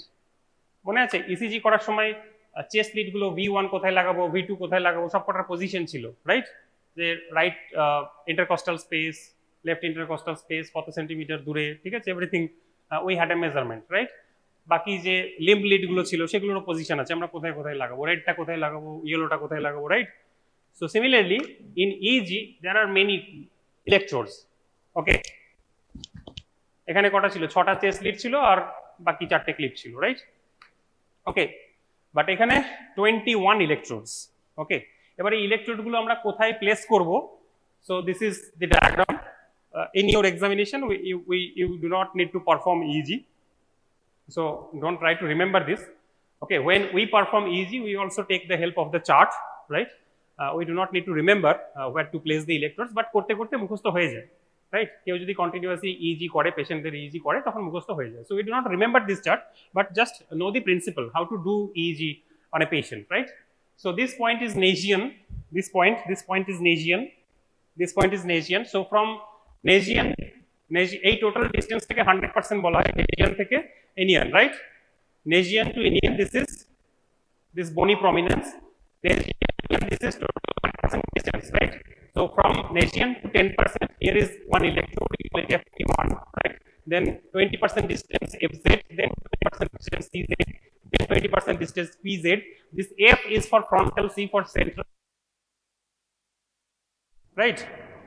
So these are the position of the electrode on the scalp surface. Position of the electrode on the scalp surface. Again, I am telling you, no need to remember the position of the electrode. No one will ask you, right? No one will ask you. আমরা যখন করি আমরাও দেখে দেখেই করি, electrode গুলো বসাই, but কেউ যদি কন্টিনিউয়াসলি EEG করে মুখস্থ হয়ে যায়। Okay, so this is 10-20% system. This is from the side view and this is from the top view, right? So these are the position of the electrodes. There are total 21 electrodes conventionally we place, right? And this point A1 and A2 over the mastoid process. Okay, A1 and A2. This is reference point. Okay, this is reference point. Next slide. Okay, again the position of the electrode placement shown over here. Next slide. Okay, these are total 21 electrodes already told, right? And this is 10-20 system, 10-20% system. Okay, and two types of recording are done, either unipolar or bipolar. Next slide. Okay, again no need to remember. It is the significance of each point. Significance of each point. No need to remember. Just see. Okay. So say for example this area F3. This area is for motor planning. This electrode is for attention. Okay. This electrode, it tests for cognitive processing. Right. In this way. So there are roles of different electrodes. Okay. No need to remember right now. Okay. Next slide. Definitely, if you are going to be a neurologist, definitely you need to remember if it is a neurology examination, right? Okay. So right now at first professional MBBS examination, you do not need to remember the position of the electrode and what are the significance of each point, right? Okay. But what you need to remember is this. This is must. This is must for you. Okay. So what to remember is D tab. D tab. Okay. So what is D tab? D tab is normal EEG wave. If I perform EEG on you, so definitely there will be normal EEG wave of what I expect. Okay, I expect. So if I put electrodes on your scalp, I'll get a normal EEG, right? I'll get a normal EEG, considering you are normal, right? Considering you are normal, I will get a normal EEG. So what are the different types of waves we get in a normal EEG? This is very important and basic question for first professional MBBS student, and you must answer it, right? So we get delta wave, theta wave, alpha wave, and beta wave. I am not telling alpha, beta, delta, theta in this sequence. Okay, check the sequence. First delta, then theta, then alpha, then beta. Okay, and the mnemonic tells that D tab, right? D for delta, T for theta, A for alpha, and B for beta. Okay, and here are the frequencies. The remembering the frequencies is also essential, and it is very easy to remember. Say 1 to 4, 4 to 7, 8 to 13, and 14 to 30. This is according to the increasing frequency. So alpha wave, first delta wave, it has got 1 to 4 hertz of frequency. 1 to 4 in a single second. Okay, delta wave. 1 to 4 in a single second, right? You can see. Then theta wave, again increasing frequency. Alpha wave, again increasing frequency. Beta wave, very high frequency, right? Getting? So this is delta wave, this is theta wave, this is alpha wave, and this is beta wave. These are the normal waves what we find in a normal EEG. In a normal EEG, একটা normal EEG তে কি কি রকমের wave থাকে এইগুলো, ঠিক আছে? Delta wave থাকে, থিটা ওয়েভ থাকে, আলফা ওয়েভ থাকে, বিটা ওয়েভ থাকে। তার মধ্যে বিটা ওয়েভের ফ্রিকোয়েন্সি সবচেয়ে বেশি আর ডেল্টা ওয়েভের ফ্রিকোয়েন্সি সবচেয়ে কম। কারেক্ট? এই স্লাইডটা কিন্তু মুখস্থ করতেই হবে, ঠিক আছে? Every alternate student will be asked in viva examination. Okay okay, next slide. Okay, এবার আমরা প্রত্যেকটা ওয়েভ সম্বন্ধে একটু জানবো, কোন ওয়েভটা কখন হয়, ঠিক আছে? আলফা ওয়েভ কখন হয়? when there is alpha wave, I am not exactly sleeping, but I am not thinking anything as well, ঠিক আছে? আমি পুরো ঘুমোচ্ছি না, বাট আমি কিছু ভাবনা চিন্তাও করছি না, just relaxed and my eyes are closed. কিচ্ছু ভাবছি না, আই এম ডুইং নাথিং, ঠিক আছে? কিচ্ছু ভাবছি না, I am doing nothing, relaxed, eyes closed. কি পাবো? আলফা ওয়েভ, ঠিক আছে? So it is also known as Burgess rhythm, rhythmical waves occurring in almost all healthy adults in relaxed and awake state with eyes closed. Okay, remember this slide. জেগে আছি কিন্তু eyes closed and thinking nothing, কিছু ভাবছি না, right? So relaxed, awake, eyes closed, alpha wave. Okay, very important slide, মুখস্থ করতে হবে, মনে রাখতে হবে। আলফা ওয়েভ কখন হবে জিজ্ঞেস করবে কিন্তু এক্সামে, রাইট? আলফা ওয়েভ কখন পাবো, ইজিতে আলফা ওয়েভ কখন পাবো জিজ্ঞেস করবে কিন্তু, right? Okay, and it disappears during slip. যখন ঘুমাবো আলফা ওয়েভ ক্লোজ হয়ে যাবে, আর আলফা ওয়েভ আসবে না, ঠিক আছে? এখানে একটু ডিটেলসে লেখা আছে because this slide was made for post graduate students. Okay, so alpha wave কখন পাবো? অ্যাওয়েক স্টেটে, রিল্যাক্সড, আইস ক্লোজড, রাইট? যখনই ঘুমিয়ে পড়বো আলফা ওয়েভ বন্ধ হয়ে যাবে, আবার অন্য ওয়েভ পাবো, সেটা কি পাবো পরে আসছি, রাইট? ওকে, সো ডিসঅ্যাপিয়ার্স ডিউরিং স্লিপ।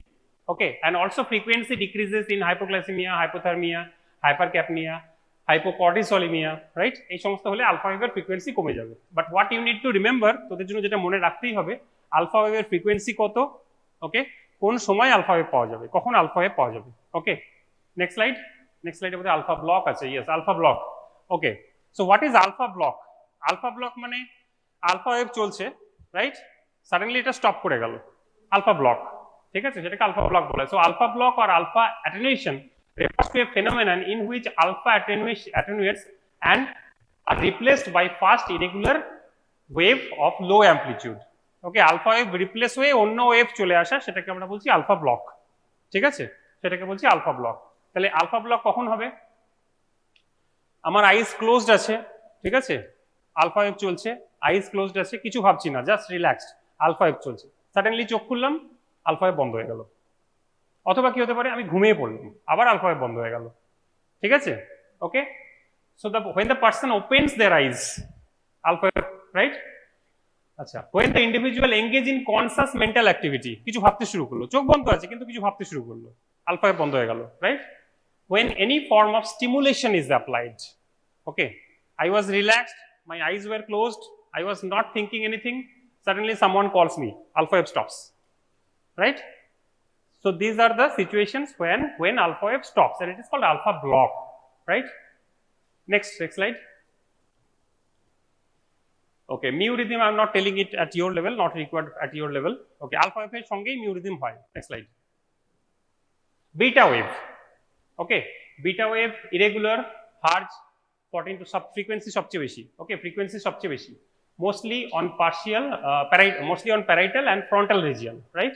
এটা কখন হবে? High mental activity, arousal response, barbiturate drug, barbiturate induced beta wave হতে পারে। And infants are having beta like activity in the EEG, right? Next slide.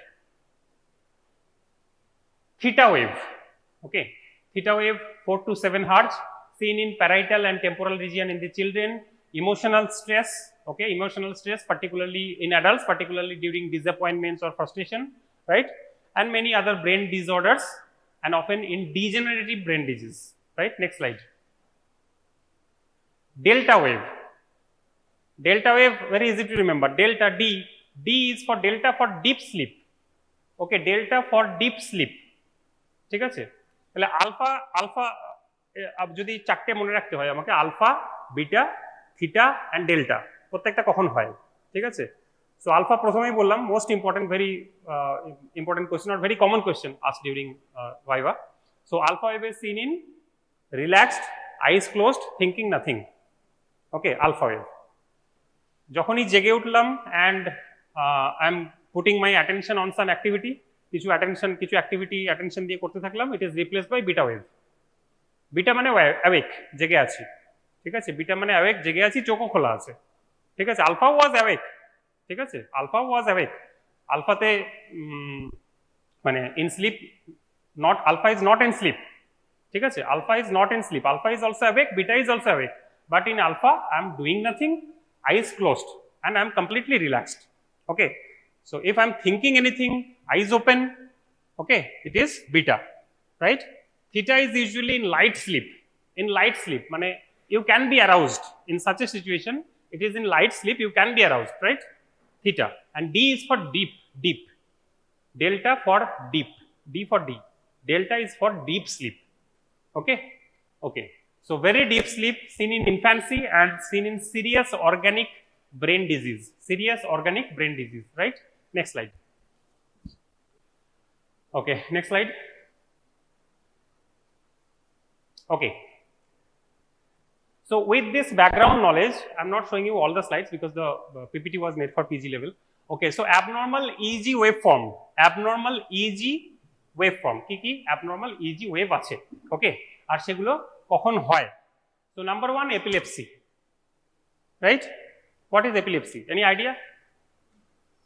Any idea? যে কোনো ভাবে বলতে পারিস epilepsy কি? epilepsy রোগটা শোনা আছে?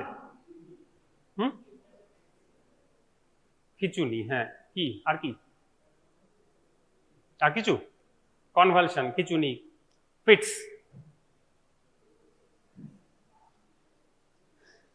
হ্যাঁ, আচ্ছা, অনেক কিছু আছে। যাই হোক, epilepsy is an umbrella diagnosis, এর আন্ডারে অনেক কিছু আছে। Okay, next is sleep disorder. Sleep disorder, ঠিক আছে। স্লিপ ডিসঅর্ডার কিরকম আছে? নার্কোলেপসি আছে, স্লিপ অ্যাপনিয়া সিনড্রোম আছে, ইনসোমনিয়া, প্যারাসোমনিয়া, ঠিক আছে। ইনসোমনিয়া মানে ঘুম হয় না যাদের, ঠিক আছে। Consciousness dysfunction, stupor, coma, syncope, brain death. Brain death হলে তো ইজি ফ্ল্যাট হবে, যেরকম কার্ডিয়াক ডেথে ইসিজি ফ্ল্যাট হয়, সেরকম ব্রেন ডেড হলে ইজি ফ্ল্যাট হবে, কোনো নিউরোনাল অ্যাক্টিভিটি। আচ্ছা, organic brain dysfunction. Next slide দিন তো। ওকে, এপিলেপটিফর্ম ইজি চেঞ্জেস। আমরা নর্মাল ইজি পড়লাম, আলফা ওয়েভ কিরকম হয় দেখেছি, বিটা ওয়েভ কিরকম হয় দেখেছি, ওকে, থিটা কিরকম হয় দেখেছি, আবার ডেল্টাও কিরকম হয় দেখেছি, ঠিক আছে। এবার এপিলেপ্টিফর্ম ইইজি চেঞ্জেস, এপিলেপসিতে ইইজি কিরকম হয় আমাকে তো এটা জানতে হবে, নাহলে আমি নর্মাল এপিলেপসির ইইজি দেখে চিনবো কি করে, রাইট? আমি শুধু জানি আলফা ওয়েভ কিরকম দেখতে, ডেল্টা কিরকম দেখতে, থিটা কিরকম দেখতে, এগুলো জানি, বিটা কিরকম দেখতে, এগুলো জানি। ওকে, তার ফ্রিকোয়েন্সি কত, তার অ্যাম্পলিটিউড কত, এগুলো আমরা জানি, right? Now what are the abnormal EEG waves? Abnormal EEG waves কি কি রকমের আছে? সো অ্যাবনর্মাল ইইজি হয় spikes and wave. Okay, spike হতে পারে, ওয়েভ হতে পারে, স্পাইক অ্যান্ড ওয়েভ কমপ্লেক্স হতে পারে। ওকে, এখানে যেগুলো দেখা যাচ্ছে সবই abnormal, spike, spike and wave, polyspike. Okay, এগুলো সেগুলোরই বিভিন্ন রকম কম্বিনেশন। এই জায়গাটা স্পাইক হচ্ছে, right? Polyspike. So spike and wave অথবা দুটোর combination. At your level just remember spikes, wave, alternate spike and wave, polyspikes and wave, these are all epileptiform EEGs, wave, right? Epileptiform EEG waves. Next slide. Okay, তাহলে আমাদের বলা হয় যে EEG should be done in the post-ictal period. Post-ictal period মানে কি? মানে যাদের epilepsy আছে বা সিজার ডিসঅর্ডার যাদের আছে, তাহলে তার যখন ফিটস হবে, ঠিক আছে, তার যখন ফিটস হবে সেই সময় তো ইজি করতে পারবো না। যখন ফিটস হচ্ছে তখন ইজি কি করে করবো? সে তো কাঁপাকাঁপি করছে, হাত পা ছুটছে, যা হোক কিছু একটা হচ্ছে, তাই তো? যখন ফিটস হচ্ছে তখন তো ইজি করতে পারবো না, তাহলে আমাকে করতে হবে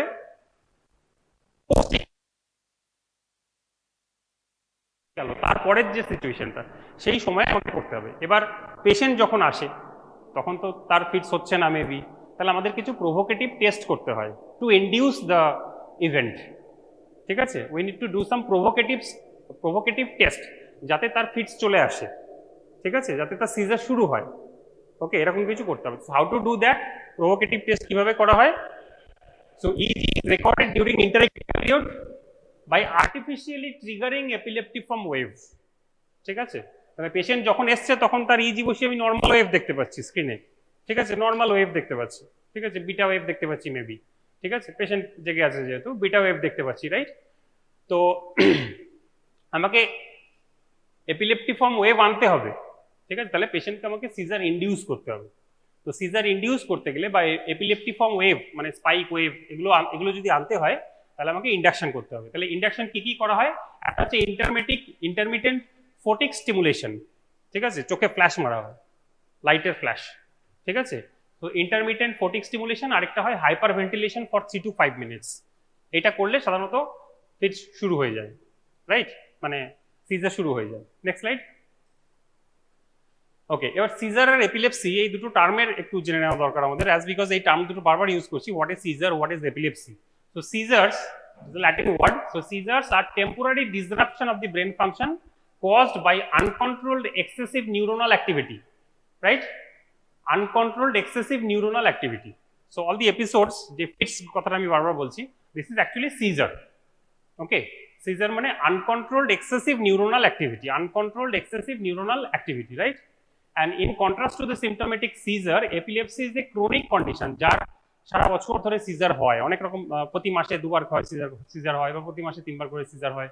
যাদের সারা বছর ধরে সিজার হয় কখনো না কখনো, তাদের আমরা বলি সেইটাকে বলি আমরা এপিলেপসি। মানে epilepsy is a chronic form, আর প্রত্যেকটা যে এপিসোড হচ্ছে সেগুলোকে আমরা বলছি সিজার, ঠিক আছে।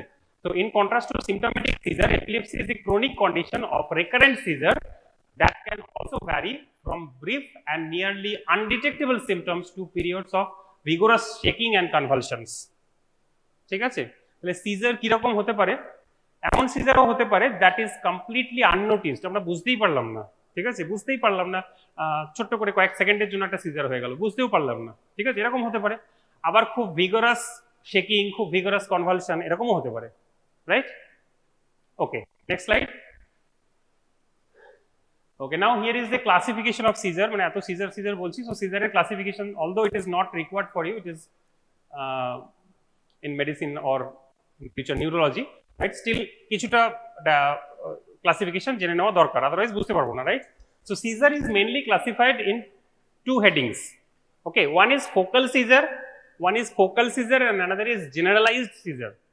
Okay, focal seizure and generalized seizure. Focal seizure আর জেনারেলাইজ সিজার মানে এর মধ্যে আবার কিছু সাব ক্লাসিফিকেশন আছে, যেমন absent seizure, tonic clonic seizure, clonic seizure, right? এগুলো সব হচ্ছে জেনারেলাইজ সিজারের আন্ডারে। আচ্ছা, আর ফোকাল সিজার হচ্ছে particularly within a single hemisphere, ঠিক আছে? মানে there is excessive seizure মানে কি? seizure মানে excessive neuronal activity which is uncontrolled excessive neuronal activity. If it is localized in a particular area of the brain and not covering both the hemisphere, only in a single hemisphere, at a particular area, there is focal uncontrolled excessive neuronal activity, we call it focal seizure.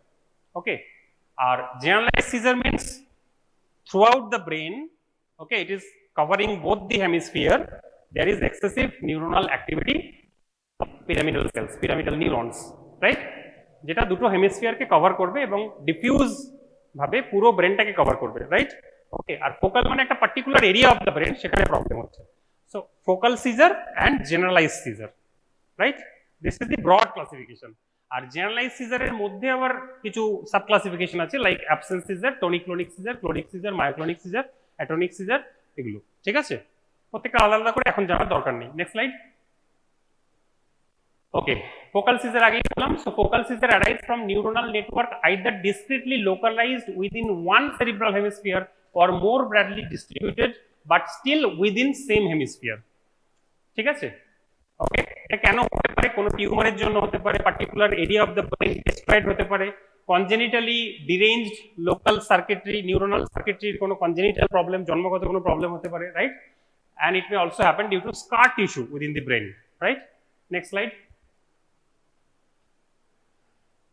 Okay, so very often it is also seen that focal seizure evolves into generalized seizure. Seizure শুরু হলো focal seizure দিয়ে, আস্তে আস্তে সেটা generalized হয়ে গেল। Okay, so here is an example also. Next slide. Okay, so it is a case of focal seizure, right? So here is what is happening: clonic facial grimace, right? Okay, so clonic facial grimace, it is happening over here. So it seems it is a focal seizure. So particular area of the brain which is which is controlling the facial muscles of this side is involved, right? Okay, so it seems a partial seizure, not a partial seizure, it is called focal seizure, right? And gradually it spreads to hands, right? So there is clonic movement of the upper limb, right? So it is gradually spreading to generalized seizure. Okay, একটা particular জায়গার movement দিয়ে শুরু হলো, তারপরে আরো অন্যান্য লিম্বকে effect করতে লাগলো, right? So focal seizure evolving into generalized seizure, focal seizure evolving into generalized seizure, এটাও হতে পারে, right? Okay, next slide.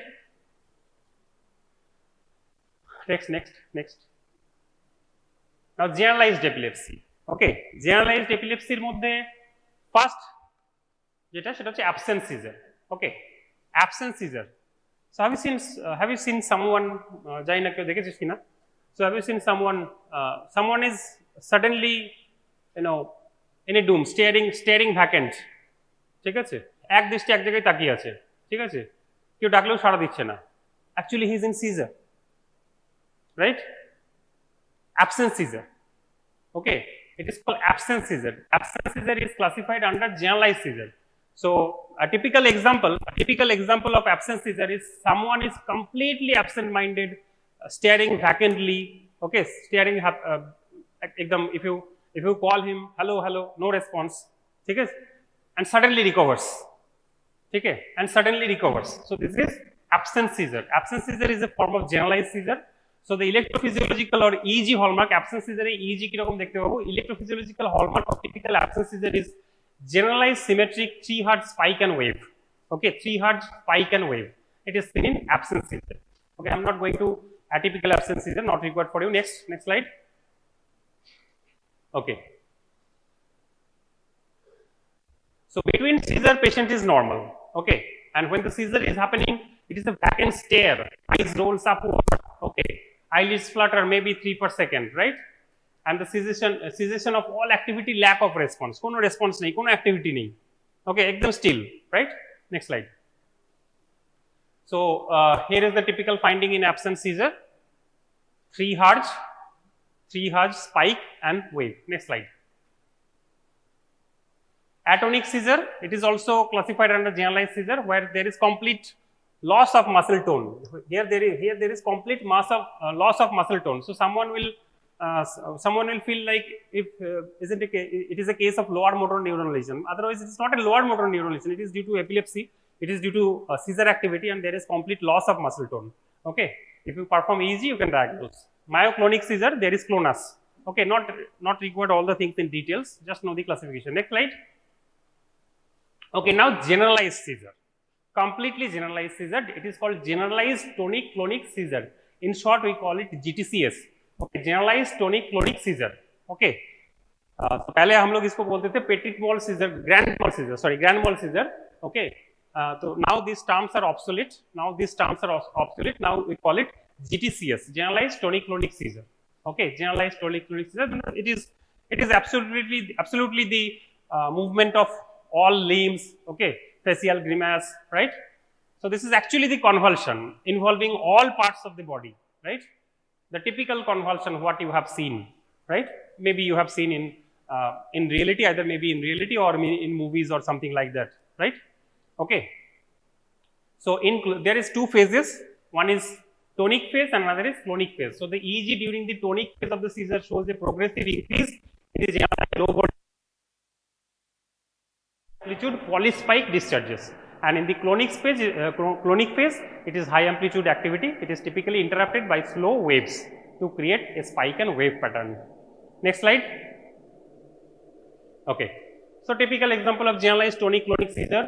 This is the tonic phase, this is clonic phase, and this is postictal phase. In postictal phase, it is completely unresponsive. Here is the tonic phase. Okay, this is the tonic phase. So what we see in tonic phase? Generalized stiffening of the body and limbs. Okay, the opisthotonous posture. Okay, dhanuker moto beke jay, right?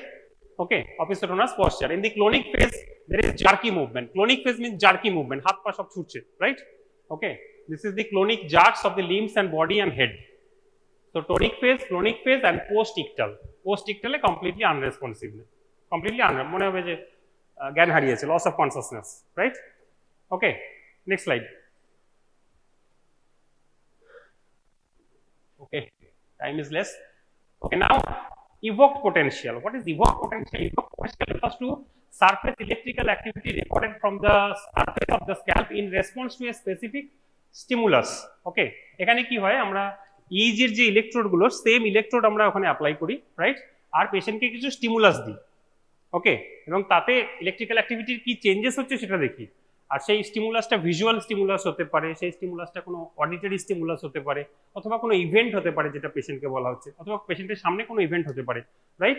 Okay, so depending on the stimulus, evoked potential may be visual evoked potential, may be brainstem auditory evoked potential. It is also called BAEP, brainstem auditory evoked potential, or it may be somatosensory evoked potential. Next slide. Latency ta kotota, thik ache? So this is also a fully computerized test. So patient, say for example, it is auditory evoked potential. If it is auditory evoked potential, so patient কে একটা headphone দেওয়া হয়, right? And there is a particular frequency sound যেটা পেশেন্টকে শোনানো হয় in the form of auditory stimulus. Okay, in the form of auditory stimulus. সেই স্টিমুলাসটা দেওয়ার পর পেশেন্টের ইজি অ্যাক্টিভিটিতে কি চেঞ্জেস হচ্ছে সেটা দেখা হয়, right? So this is called auditory evoked potential. So evoke potential যত রকম আছে সেগুলোকে আমরা দুভাবে ভাগ করি। একটা হচ্ছে stimulus related evoke potential having latency less than 250 millisecond. কিছু স্টিমুলাস যেগুলো লেটেন্সি লেস দেন 250 মিলিসেকেন্ড। আর লেটেন্সি মানে কি? লেটেন্সি মানে আমি সাউন্ডটা যেই দিলাম আর পেশেন্টের ইজিতে যে চেঞ্জ হলো তার মাঝের যে গ্যাপটা, টাইম গ্যাপটা। ওকে, আমি পেশেন্টকে একটা সাউন্ড শোনালাম আর তার কতক্ষণ পরে পেশেন্টের ইজি চেঞ্জ হলো, this is the latency. Okay, this is the latency. Okay, তাহলে এই যে ইভোক পোটেনশিয়ালগুলো সেগুলোকে আমরা দুভাগে ভাগ করি, একটা হাই লেটেন্সি, একটা লো লেটেন্সি। হাই লেটেন্সি মানে হচ্ছে 250 মিলিসেকেন্ডের ওপরে যে ইভোক পোটেনশিয়ালগুলো আছে। আর আরেকটা হচ্ছে ইভেন্ট রিলেটেড পোটেনশিয়াল যেগুলো সাউন্ড বা অডিটরি বা ভিজুয়াল, সেগুলো usually less than 250 millisecond, because সেগুলোর প্রসেসিংটা কোথায় হয়? ব্রেন স্টেমে হয়, খুব তাড়াতাড়ি হয়, রাইট? আরেকটা হচ্ছে event related event related latency যেটা 250 মিলিসেকেন্ডের বেশি, ঠিক আছে? তাহলে একটা হাই লেটেন্সি, একটা লো লেটেন্সি। ওকে, লো লেটেন্সিগুলোর মধ্যে আবার সাব ক্লাসিফিকেশন আছে, ভেরি শর্ট 10 সেকেন্ডের কম, মিড লেটেন্সি 10 থেকে 50, আবার 50-এর ওপরে লং লেটেন্সি, ঠিক আছে? ওকে, okay, some of the stimulus related potential originate in the brainstem. কিছু স্টিমুলাসের প্রসেসিং ব্রেনস্টেমে হয়, কিছু স্টিমুলাসের প্রসেসিং থ্যালামাসে হয়, আর বাকি সব সেরিব্রাল কর্টেক্সে হয়। ওকে, এইটা যেগুলো high latency more than 250 millisecond, এগুলো সব সেরিব্রাল কর্টেক্সে হয়, এগুলো ইভেন্ট রিলেটেড। ওকে, বাকি বেশিরভাগ হয় ব্রেনস্টেমে and thalamus. Next, okay, if evoke potential with a latency of less than 50, মানে আমরা কিভাবে অ্যাসেস করি পেশেন্টকে, সে ফর এক্সাম্পল কোনো একটা স্টিমুলাসে, সে ফর এক্সাম্পল একটা অডিটরি ইভোক পোটেনশিয়াল, একটা অডিটরি স্টিমুলাস যেটার ল্যাটেন্সি নর্মাল হওয়ার কথা 50 সেকেন্ডের কম, নর্মাল হেলথ ইন্ডিভিজুয়ালে হওয়ার কথা 50 সেকেন্ডের কম, তো লো লেটেন্সি, ভেরি লো লেটেন্সি, 50 সেকেন্ডের কম লেটেন্সি হওয়া উচিত। ওকে, কিন্তু পেশেন্টের ক্ষেত্রে দেখলাম যে ইজিতে কোনো চেঞ্জেস আসছেই না, ঠিক আছে? So if evoke potential with a latency of less than 50 millisecond are absent, the patient usually does not survive. ঠিক আছে? Because we suspect the problem is in the brainstem. Okay, the problem is in the brainstem, which processes the potential very quickly. Okay. আচ্ছা, on the other hand, if ERP, event related potential are present, যেগুলো cortical processing হয়, ওকে, যেগুলো cortical processing হয়, সেগুলো যদি preserve থাকে, so outcome is good because brain is functioning properly, right? On the other hand, if ERP are present, the outcome is usually good, right? Because it has got cortical processing, because as ERP corresponds to cortical processing. Critical for immunology. All components are required, just like our functioning of our body, hands, legs, heart, thyroid, brain. Similarly, all the cells of the immune system are required to make the immune system effective. If any one of them is absent, certainly some function will be compromised, and one has to compromise with some amount of immunity. So this part you also remember, because day after tomorrow I will cover vaccine. Now that is again a part of immunology, a pure applied aspect of immunology. So central role of T, just for memorizing, I mean recapitulating of what I told you in earlier class. So basically the mechanism, that immune mechanism rests on the immune cells, and the immune cells are produced by the bone marrow, and the part which I am right now going to cover is basically related to lymphocyte. There are two lymphocytes, one is B lymphocyte, one is T lymphocyte. Actually these lymphocytes are produced from the bone marrow. From the bone marrow, one set of cells goes to this thymus. So these T cells are basically thymus derived cells, where they undergo maturation. Even if it remains in the thymus, they acquire all kinds of properties for a mature cell, but until and unless they are encountering one particular antigen, they will not be activated. So that cells in true cells are a little bit immature cells, and that cells are called naive cell, N-A-I-V-E, naive cell. This naive cell, when encounters antigen, then they become mature. That you must remember. So these T lymphocytes, one part kills the target cell, and the effector cell, they are called cell-mediated immunity. Similarly, B cells are mostly, they are also formed in the bone marrow. They go to the spleen, where they mature. Again, at the end of this maturation, they become a naive cell, naive B cell, until and unless they encounter an antigen.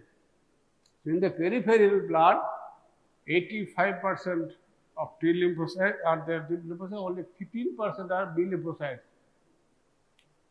So, as I told you repeatedly that immunoglobulins are produced by plasma cells. Plasma cells are the differentiated form of B cells when they get activated. So, activation of the B cells leads to plasma cells secrete immunoglobulin.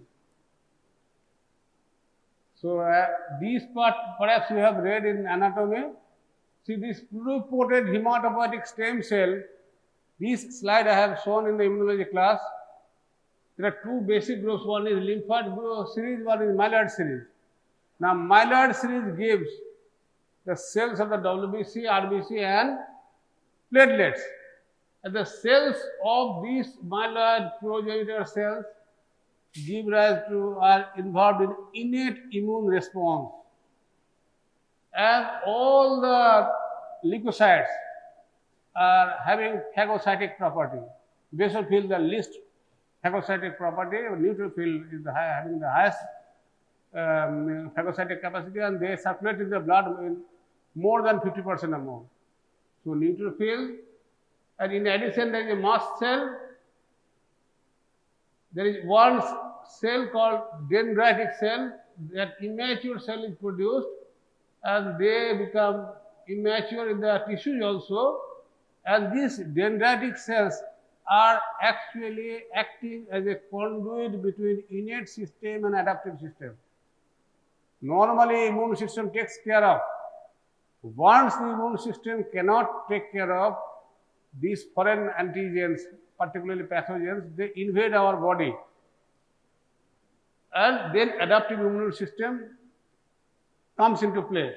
So, these immature dendritic cells become mature dendritic cells, and they take a leading role in adaptive immune response, as I will inform. So,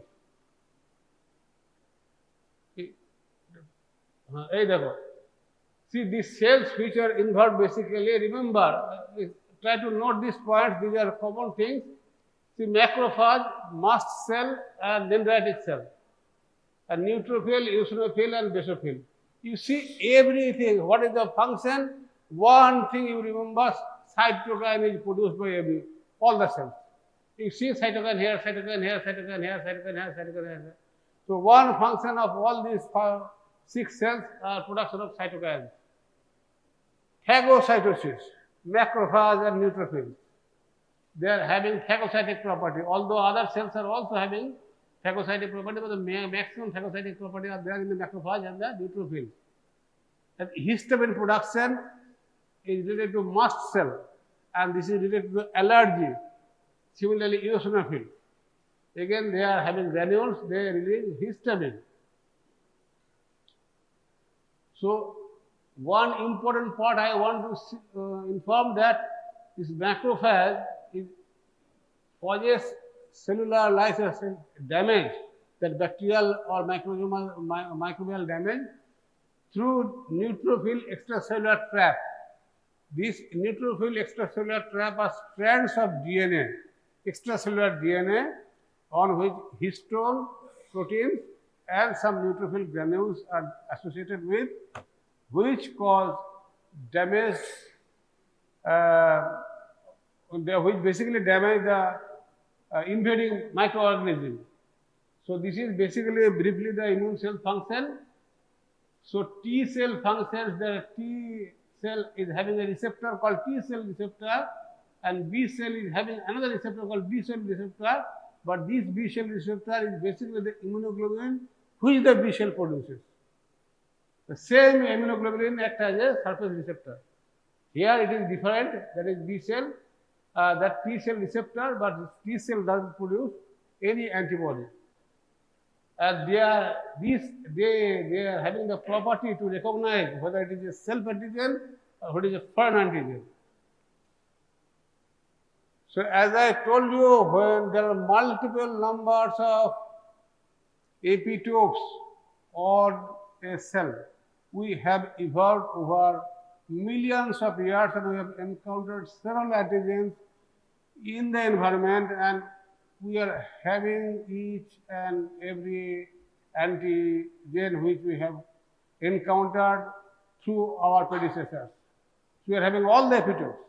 Now, once that particular antigen comes in contact with in our body, that antigen is taken up by one particular cell, and that cell undergoes proliferation. One single lymphocyte is having 10 to the power 5 number of receptors, that is 1 lakh receptors.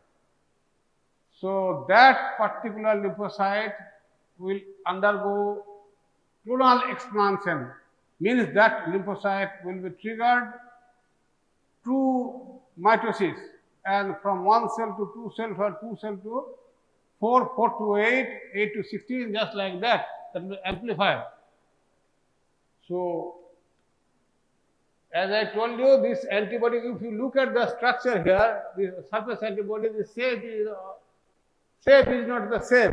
So, this is acting as a receptor. The moment an antigen, the lymphocytes actually encounter, there is a mitosis. And there will be clonal expansion.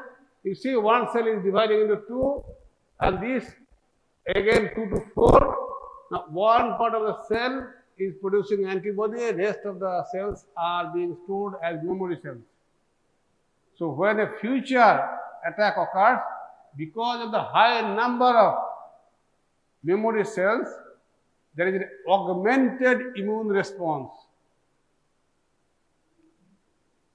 So, this is again I am showing you schematically, you see the structure, different structure. Now, that particular antigen is recognizing this epitope, and this cell is undergoing clonal expansion. And it is undergoing basically, one part is forming the antibody, rest part is forming the memory cell. Same is true for T cells, but T cells require presentation in association with major histocompatibility complex antigen, MH2 antigen. I will discuss briefly about what are MHC molecules and what are the importance. At least you must be able to tell what I will show you in 1 or 2 slides, not more than that. So basically, just remember there has been 7 types of T cells, but at least you must be remembering at least 4 types. One is helper T cell. Helper T cell is called CD4 cell. So there are subtypes, different subtypes. I will tell you very shortly. Cytotoxic T cells are called CD8 cell. At least you must be able to tell what is CD4 cell and what is CD8 cell. And there is regulatory T cells.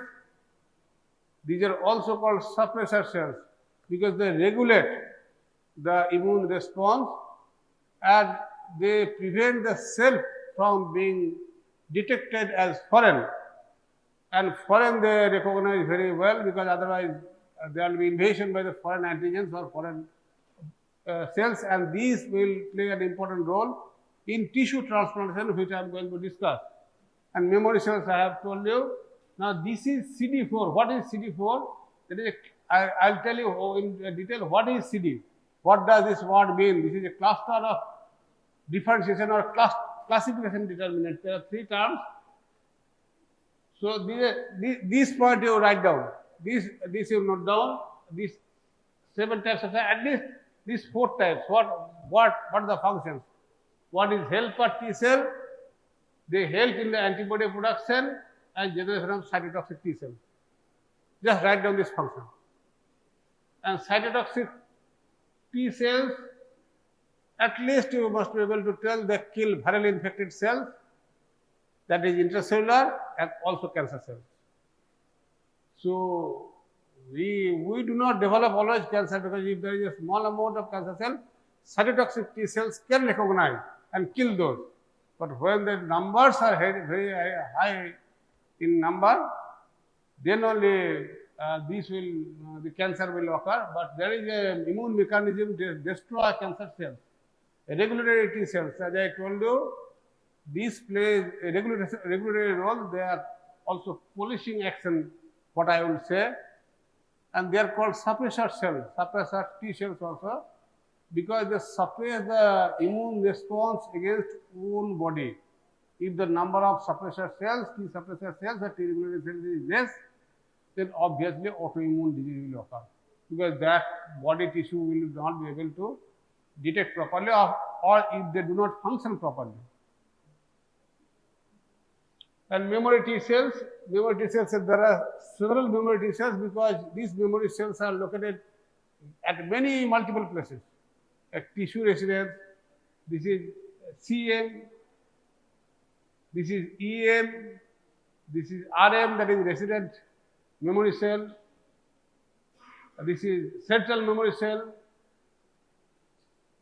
There is two more cells, T cells, that is mucosal associated T cells and gamma delta cells, and last type is innate like T cells or unconventional T cells. Even if you cannot remember last three, at least tell these first four types of cells. As I told you, these T cells which are so-called mature, either by the thymus for the T lymphocytes and by the spleen for B lymphocytes, they are still called naive T lymphocytes, naive cells. Naive cells means it has not yet encountered an antigen. Until and unless a lymphocyte encounters an antigen, they will not be mature or fully functional. So that CD name, where from this CD name has come, this is called cluster of differentiation or classification of determinant or cluster of diminution. Actually, there are many antigens which are expressed on the lymphocytes. Now, how to classify those cells, particular cells? So, there is an international workshop, and their monoclonal antibodies were raised against many surface antigens, and these cells were identified which cells are having which particular antigen, and accordingly this numbering was done. So, this is a monoclonal antibody based like CD2, monoclonal antibody CD2, that means there is a 50 kilodalton transmembrane glycoprotein which are expressed on T cell, that is called CD2, and that is designated that particular molecule.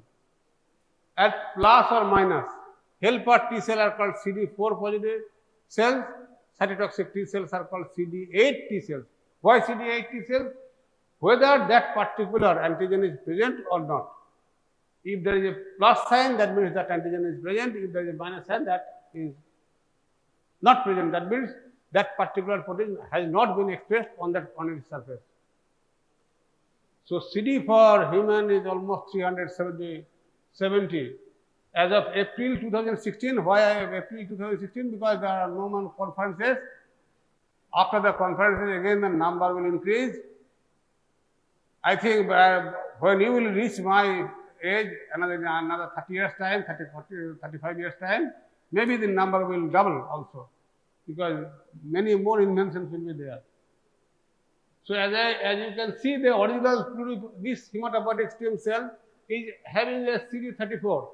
See this CD34, you can see the CD34. In addition, they are having other markers also.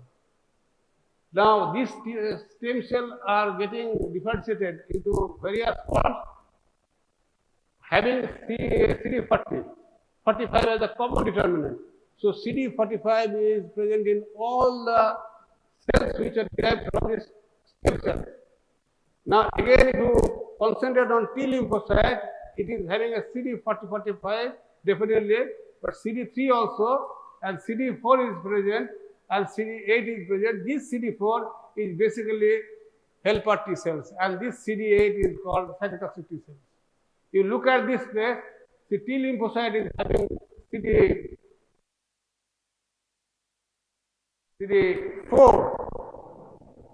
This is CD45. This is cytotoxic T cells, CD45, CD3, but this is CD8. This is the basis of naming of CD4 and CD8, maybe CD37, CD38, whatever be the situation. But I have given you an example.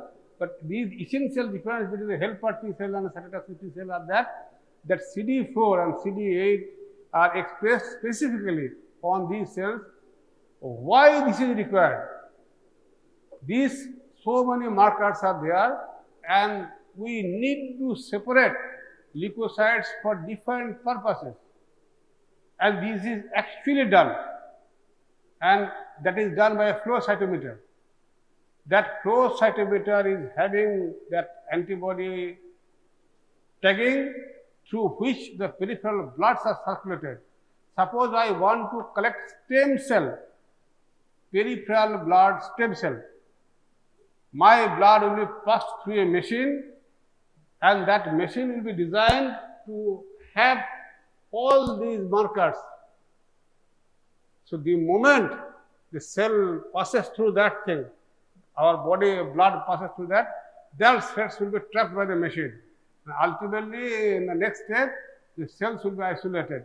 And that is how peripheral stem cells are collected for stem cell transplantation. Remember, peripheral stem cell apheresis machine works on flow cytometry. Normally, the number of stem cells present in the peripheral blood is very low.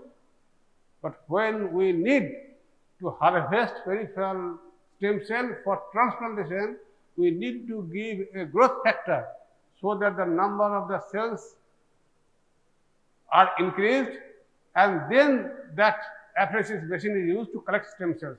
For some reason or other, we are unable to take bone marrow, stem cells from bone marrow, then from peripheral blood it can be collected by injecting a growth factor and increasing its number and using this machine, flow cytometer. So this major histocompatibility complex, you must know, there may be a short note also, and the questions are will be asked. It's a very big topic, I am telling you. But I am telling you the very smallest possible thing which you must remember. Write down all the points which will be very much important. It is located at chromosome number 6. It is histocompatible. This is now why histocompatible. Histo means tissue.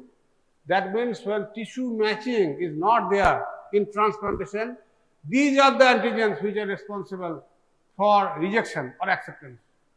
So that is the reason why its name is histocompatible. Now these antigens were found in on the leukocytes also. That's why its name is HLA. And these antigens are present on the chromosome number 6. And there are 3 classes of clinical relevance.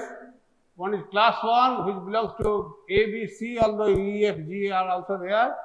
Similarly, class 3, class 2, DP, DR and DQ, and class 3 is basically complement, heat shock protein and tumor necrosis factor. Class 1 and first and foremost, you must remember, for transplantation, class 2 antigens are very much important. First, class 2 antigen matchings are done, and then class 1 antigen. If there is a matching, then it can be given. So, class 1 antigen is present in all nucleated cells and platelets. Platelets doesn't contain nucleus, but it is present on class 1. Class 2, remember, class 2 antigens are present on class DP, DR, DQ, and this is present on antigen presenting cells. There are 2 types of antigen presenting cells, I will tell you. One is basically professional, they are dendritic cells, B cells, and macrophages.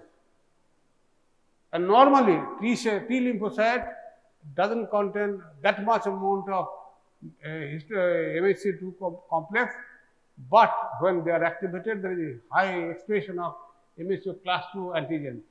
Class 3 is basically a complement. The function of class 1 and class 2 is present the antigen to the T lymphocytes. Now, these importance of this thing that this is a closely linked system, these antigens, and they are inherited en bloc. That means they are inherited together.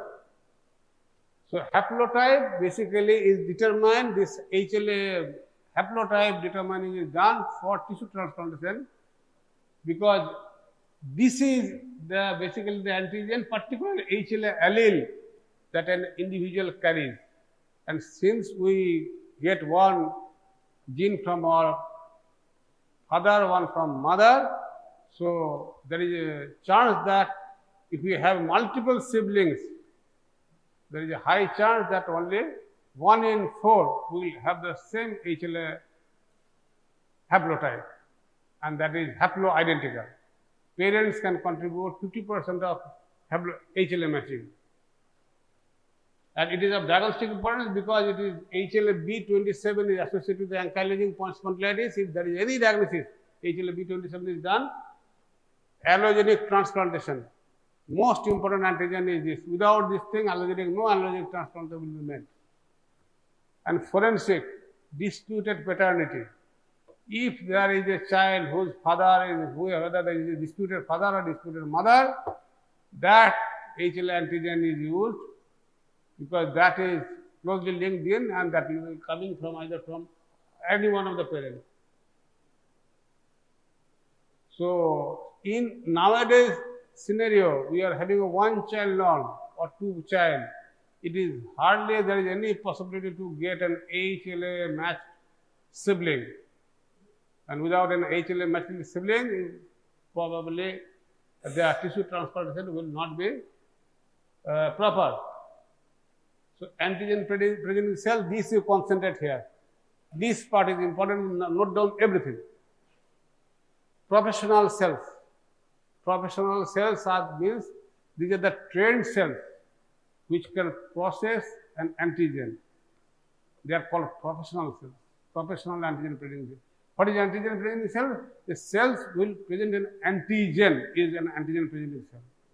Professional means they are trained, they are specialized cells that can internalize that particular protein and they can fragment it and then they can express it. So there are three types, remember. One is dendritic cell, one is B cell, and the third one is macrophage. And the another called non-professional cells, they are fibroblasts and they are hepatocytes.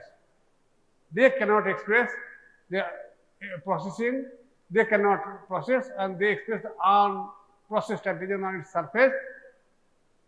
Major difference is that the professional cells are hematopoietic in origin, other cells are non-hematopoietic. Second, it can process, it is unprocessed, and it is expressing.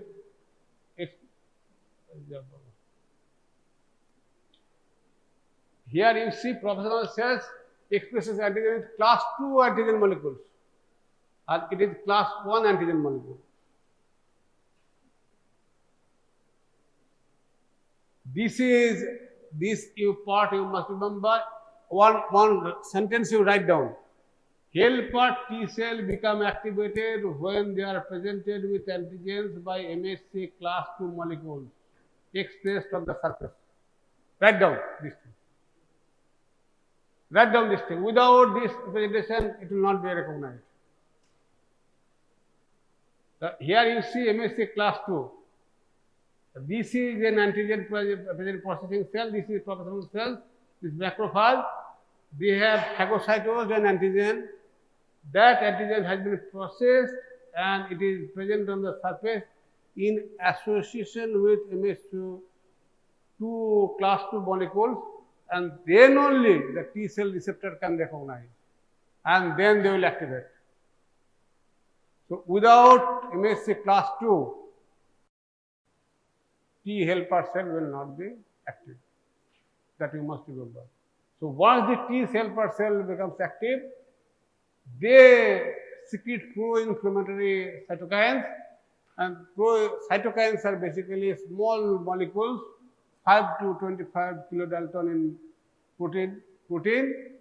Try to remember at least one short note might come as cytokine or it might come as an interleukin. The cytokines are of 5 types.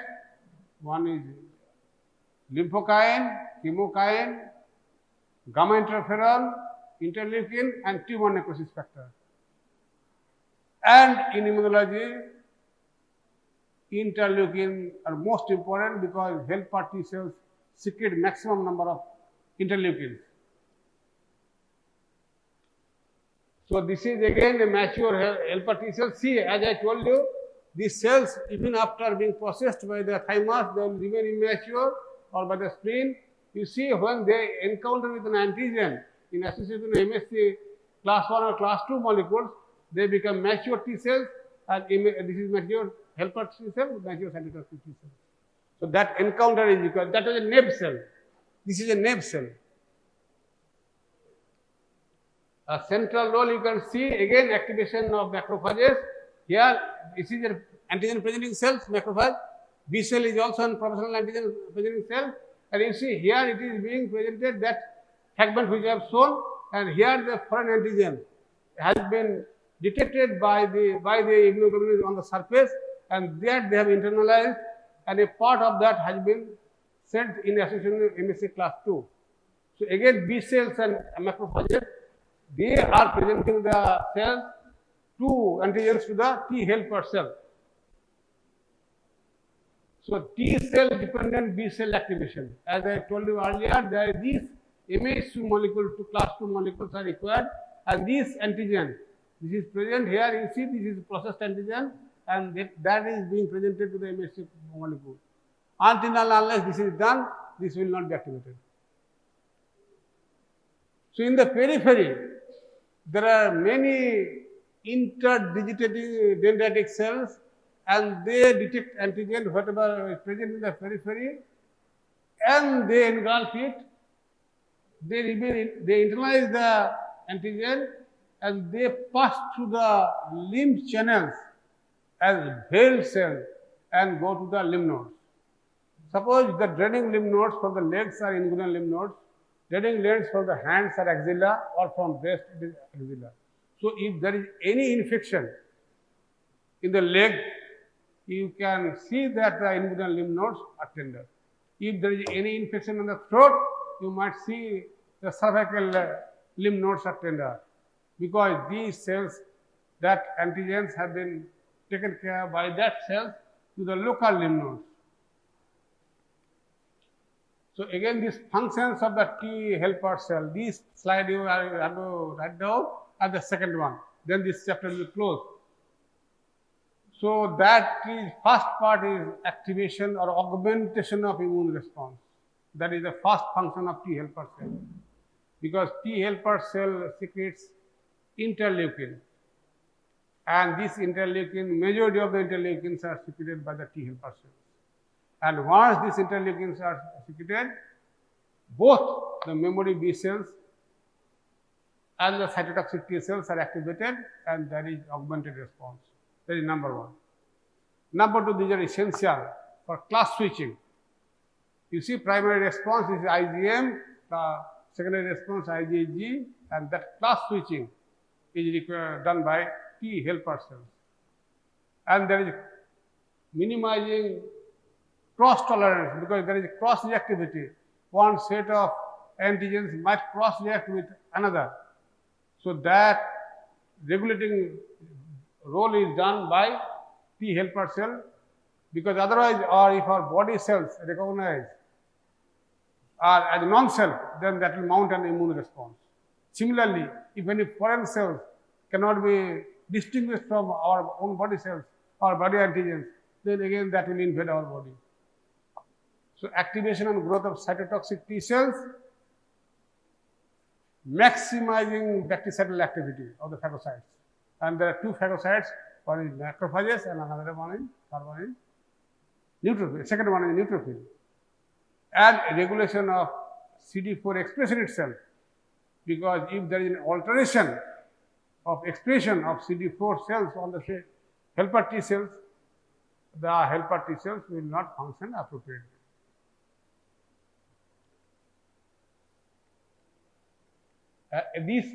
There are subsets of T helper cells. If you cannot remember, forget about it. But only thing is that T helper cell, TH1, there are 7 different types. So all are having different functions. I am just keeping this slide. The requirements of presentation of antigen by MSC class 1 and class 2, without class 1 and class 2, these T helper cell will not be activated. I am telling you repeatedly. So virally infected cells, cancer cells, they are originating inside intracellular. They are presented with class 1. Extracellular are by the dedicated professional cells. They present with the antigens with MSC class 2. So you see here, a virally infected cells, the cells have been infected by the virus undergoes multiplication. Now this processed antigen has been placed in association with MSC class 1. So that will present here, this MSC class 1 is presenting, this is the antigen and this is presenting the cytotoxic T cells. The moment they encounter, there is activation and proliferation. Now a number of T cells are produced, and then the effector phase. The first phase is basically activation phase, second phase is the effector phase. In the effector phase, that T cell is recognizing here and there is interaction. And after the interaction, T cell releases perforin, which causes perforation within the cellular membrane, and also granzymes will causes lysis of that particular bacteria, the virus. That is the basic pathology. The same mechanism operates in transplantation. If there is a mismatch, the same thing will occur. What is happening? Now coming to the main part, that is graft rejection. You listen here, I will tell you 1 or 2 slides where you have to note down, not all. Rest of the things you will simply listen and try to concentrate as much as you can. So, transplantation, I am telling you in a very brief way that you are transplanting something. Usually, if it is done on its own body, if I take a skin from leg and put it on the hand, there will not be any problem. There will not, because this is our own. Until and unless there is the procedure is done properly, if there is no infection, there will be no rejection. But normally it is taken from other person. And it is just like, for example's sake, I am giving you an example of a marriage, in arranged marriage. Here what we see, there are some major points of the bride, some major points of the grooms, and based on that, the marriage is solemnized. But majority of the marriages usually settle despite having some problem. But some definitely get divorced. That is what is exactly here.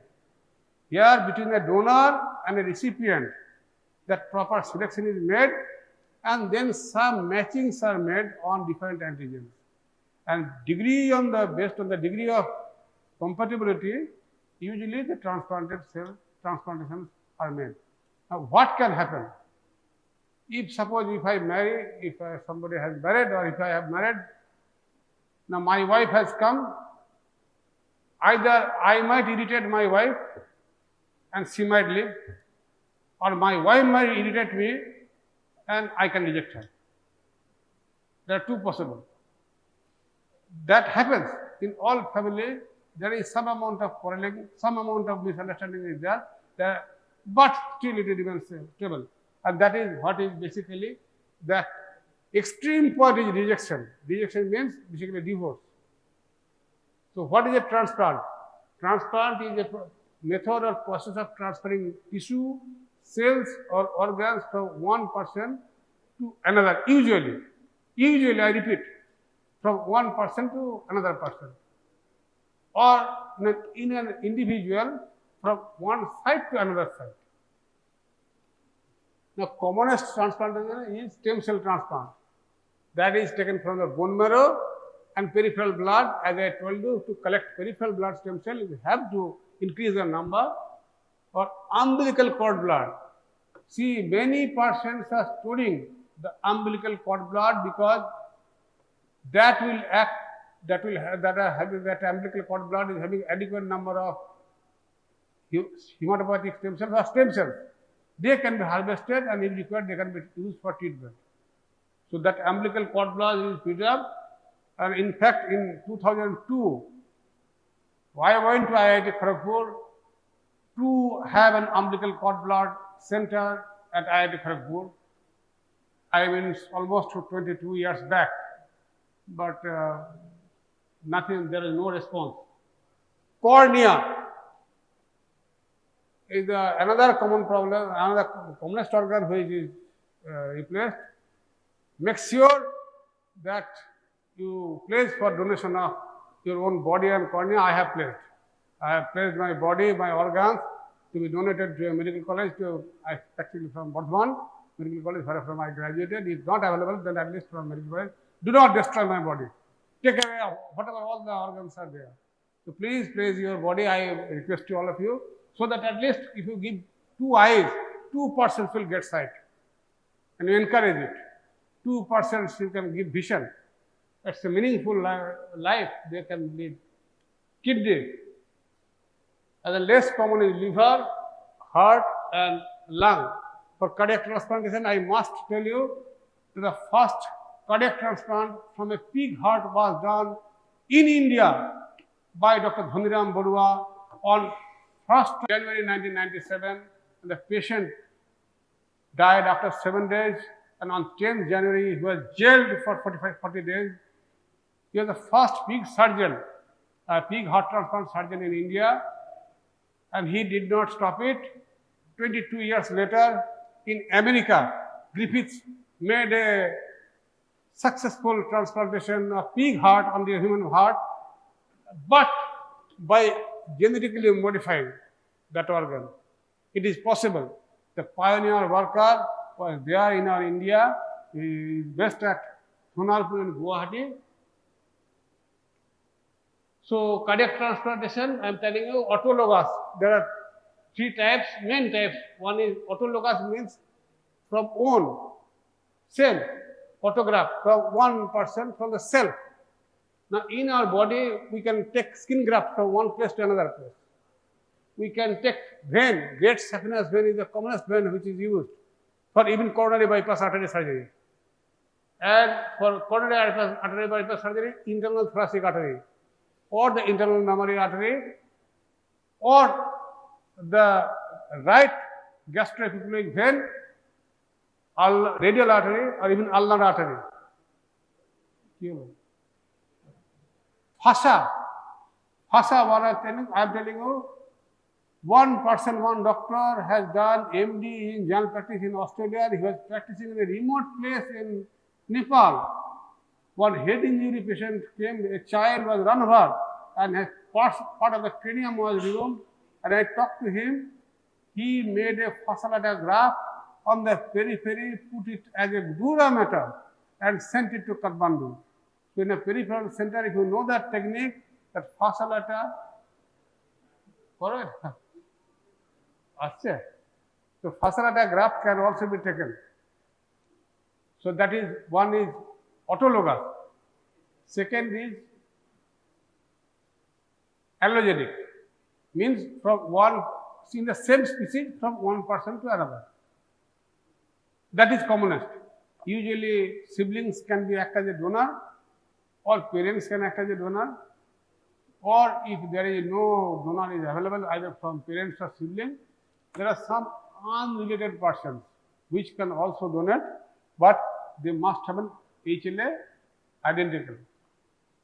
That is very difficult to get it. A possibility is 1 in 10,000 person, one can be haploidentical, but that unrelated donation or allogenic donation is having the maximum chance of getting rejection. Syngenic. Syngenic means basically from identical twins. Identical twins are genetically similar, so if one organ from identical twin or kidney is transplanted into the other, there will be no rejection. That is syngenic, from the same genetically identical person. That is called syngenic. Autologous, suppose I am having a cancer in the blood, multiple myeloma. Now my own blood cells can be used as a graft, stem cell. First and foremost, my peripheral blood cells will be taken care of, and the tumor cells, cancer cells will be destroyed, and that stem cells will be again reinfused. That is called autologous transplantation. One must ensure that all the tumor cells are destroyed. Because if there is presence of at least one tumor cell, cancer cell, then again I will have a recurrence. Despite having my own blood, own stem cell being transplanted on me, that is an autologous transplantation, and autologous transplantation is very much successful. That's why most of the bone stem cell transplant, patient suffering from multiple myeloma, the first option is autologous transplantation.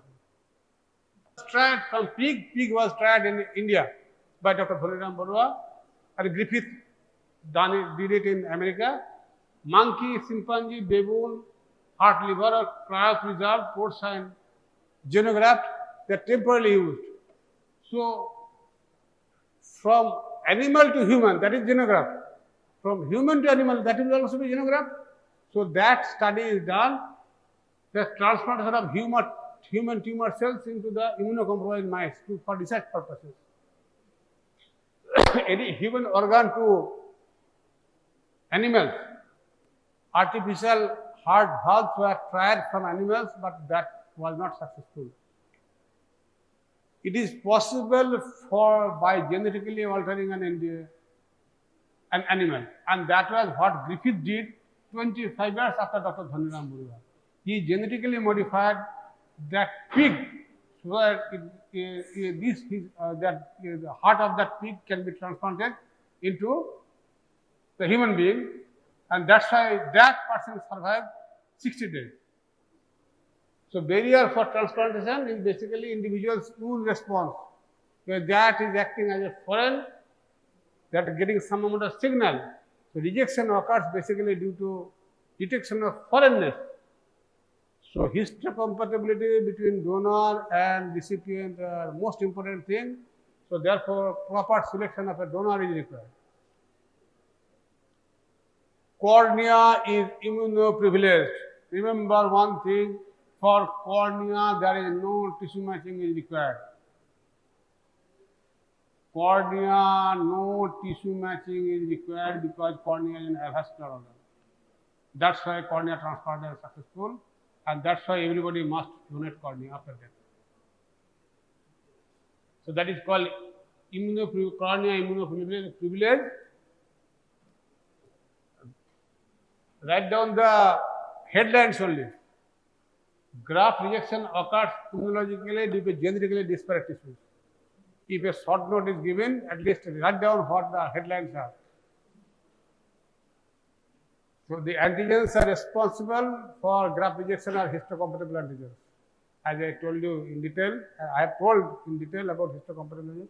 I know you are becoming restless, but I cannot stop it since you did not read immunology. So it is located on the chromosome number 6. There are more than 40 locus, and these are called histocompatible because they are vigorous, most vigorous for allograft rejection. And this is codominant expression. Normally in one allele, only one gene is expressed, other genes remain present. But in case of HLA, both the genes are expressed. There is a codominant expression of the genes. And HLA mismatch, that is the basic determinant of HLA survival, this graft survival or transplant survival. The higher the degree of matching, the higher the degree of survival. The lesser the degree of matching, higher the chance of rejection. So this slide I have discussed. Physiologic functions of MHC molecule I have categorically told. The class 1 molecules present in intracellular cells and presented to the CD8 cells for cytotoxic cells. Class 2 extracellular by CD4 cells. Remember these two things. Suppose one skin graft has been done. So this is the graft which has been placed here. You will do skin graft, I think, if you are a little bit courageous enough, you can definitely try, you can do it. You will be able to do it. It is not that difficult. See, if there is a healing after grafting, there will be no problem. If there is rejection, then problem will be there. Normally there is no rejection if you transplant from one part to another. Here usually it occurs due to infection or improper grafting. That is a problem because you have not done the proper things properly. Second, if it is accepted, what happens basically once the graft is placed, there will be, you can see the cells are there, and revascularization will occur, and there will be complete resolution. So that will be healing. If there is rejection, then obviously inflammatory cells will be there, and this area will undergo hyperemia, and there will be thrombosis and necrosis, and that part will be rejected. And this is exactly happens if you give, say, in an organ transplant also. So donor recipient matching, this is very much important. You have to match the blood group, you have to match the HLA type, you have to do the cross matching, you have to do serologically, and you have to do molecular matching. I had done only one, I got a single chance in 2002. I did one HLA haplotype matching for a bone marrow transplant. This is what I am trying to show you. See, this class 1 antigen and class 2, DER and DQ are first tested, whether they are matching. So each antigen is having this many of locus. So multiple, these HLA antigens are polymorphic. That means a large number of combinations can occur. But in a given individual, when the father and mother is common, they will have a genetically HLA haplotype identical child if the number is more. See, here you see it was a peculiar situation. This is real life, real story. Here the father was present, but the mother died. And there is a 23-year-old female, he was the patient, he was having a DR locus at this is the gene, and DQ locus, this is the gene. Now, there is one sister, one brother, and there are two sisters. And father was there. So we have to match it. Neither the father nor the sister could be matched, but the brother, 17 years brother, was having a DR and DQ matching. And that brother was then tested for ABC matching also. There is 100% ABC matching, and this brother was the donor for that, for his sister basically. So chance of HLA identical sibling is 25%, and chance of having a non-identical HLA donor is 1 in 10,000, unrelated. So T cells are central in graft rejection. Mechanism of graft rejection, I'll take 5 minutes more. It is both cellular and humoral. First and foremost, you have to sensitize. You have to identify that this is a foreign protein that needs to be rejected, or this is a not foreign protein, so that should not be rejected. I am talking about only rejection part. So recognition of the alloantigens, and this is done again by the helper T cells, and this is mediated by cytotoxic T cells. Effector stage means some cells have to do the actual job. That actual job is done by CD8 cells, macrophages. So you see MHC class 2, repeatedly I am telling you, MHC class 2 antigens are presented by the dendritic cells, that proportional antigen presenting cells. And once they present to the T helper cell, now T helper cell secretes a number of interleukins. As I told you, the highest number of interleukins are secreted by the T helper cell. And there are many T helper cell interleukins, and depending on the type of T interleukin secreted, either this T helper cell will activate B cell to produce antibody, or it will produce a cytotoxic T cell, or it will produce a delayed type of hypersensitivity reaction cells, DTH, T DTH cells. So T DTH cells means delayed type of hypersensitivity. So effector cells are responsible for this thing. The lymphokines I told you is a subset of cytokines that causes signaling. One of them was interleukin. And interleukins are maximally responsible for this this graft rejection. Now what happens if there is this dendritic cell, there are T delayed type of hypersensitivity cells, they will be presenting this antigen, and this activated macrophages will be activated, and that will cause lysis. Similarly, cytotoxic T cells are activated. As I told you, they will release perforin, they will do granzymes, and that will cause lysis of the cell. And similarly, antibody-dependent cell-mediated cytotoxicity is another mechanism. So by 3 different mechanisms, the cells will be destroyed. So renal transplant, the mechanism is same by CD4 and CD8 cells. I am not going into the detail. So here you see one thing important part, that something has been donated. Some donor kidney is there. That donor kidney will have allogenic antigen presenting cell. That cell will present T cytotoxic cell or T helper cell. This T helper cell is central here, you see. This T helper cell is activating the T cytotoxic T cell to kill the cell. It is also helping the B cell to produce antibody. It is helping the macrophage to engulf the cell. Similarly, if our own antigen presenting cell, that means the donor recipient is a self-antigen, so that normal pathway is there, they will present it to the CD4 cell, and this CD4 cell will release cytokines and it will act through this pathway. So this is acute rejection both by direct and indirect pathway, and chronic rejection by indirect pathway. So this is what I have told, that there are 3 stages of rejection: hyperacute, acute and chronic. Transplant rejection, remember, transplant rejection means the recipient immune system is rejecting the graft. Transplant. Recipient is rejecting. Transplant rejection. The other thing can happen, that is graft versus host disease. That graft is causing this problem. But the body, the recipient rejected that transplant because of the allogenic reaction.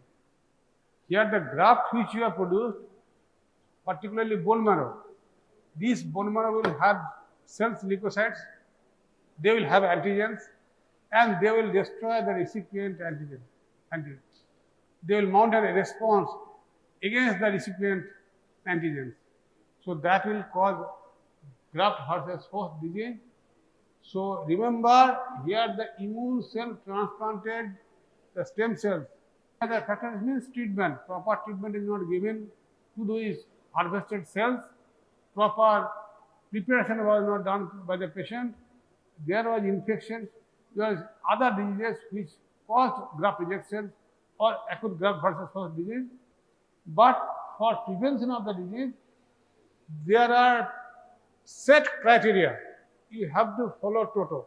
There is no way out, otherwise you will be legally caught. So donor and recipient excretion will be as per criteria. Number 1, ABO blood grouping has to be done. Desired degree of tissue matching. Always try to get an HLA identical matched donor. Otherwise, don't allow this transplantation to your near and dear, even to your patient. Explaining very well that, well, you can get the transplant, but you have to pay very high amount, number 1, and the chance of survival is very less. So, desired degree of tissue matching, HLA haplotype, serological and HLA molecular haplotyping, and proper pre and post transplant management. If it is done, then only transplant will be successful. Okay? If you want, I can have a just relaxing video to show what is graft versus host disease. You have to tell whether it is a graft versus host disease or it's a social video. I think all of you perhaps have seen this thing. I want to get a feedback from you that whether it is a chronic rejection or it is an acute graft versus host disease. Video ta dekha to video kholo to just দেখা just very ছোট্ট clipping দুটো video আছে একটা 30 সেকেন্ডের video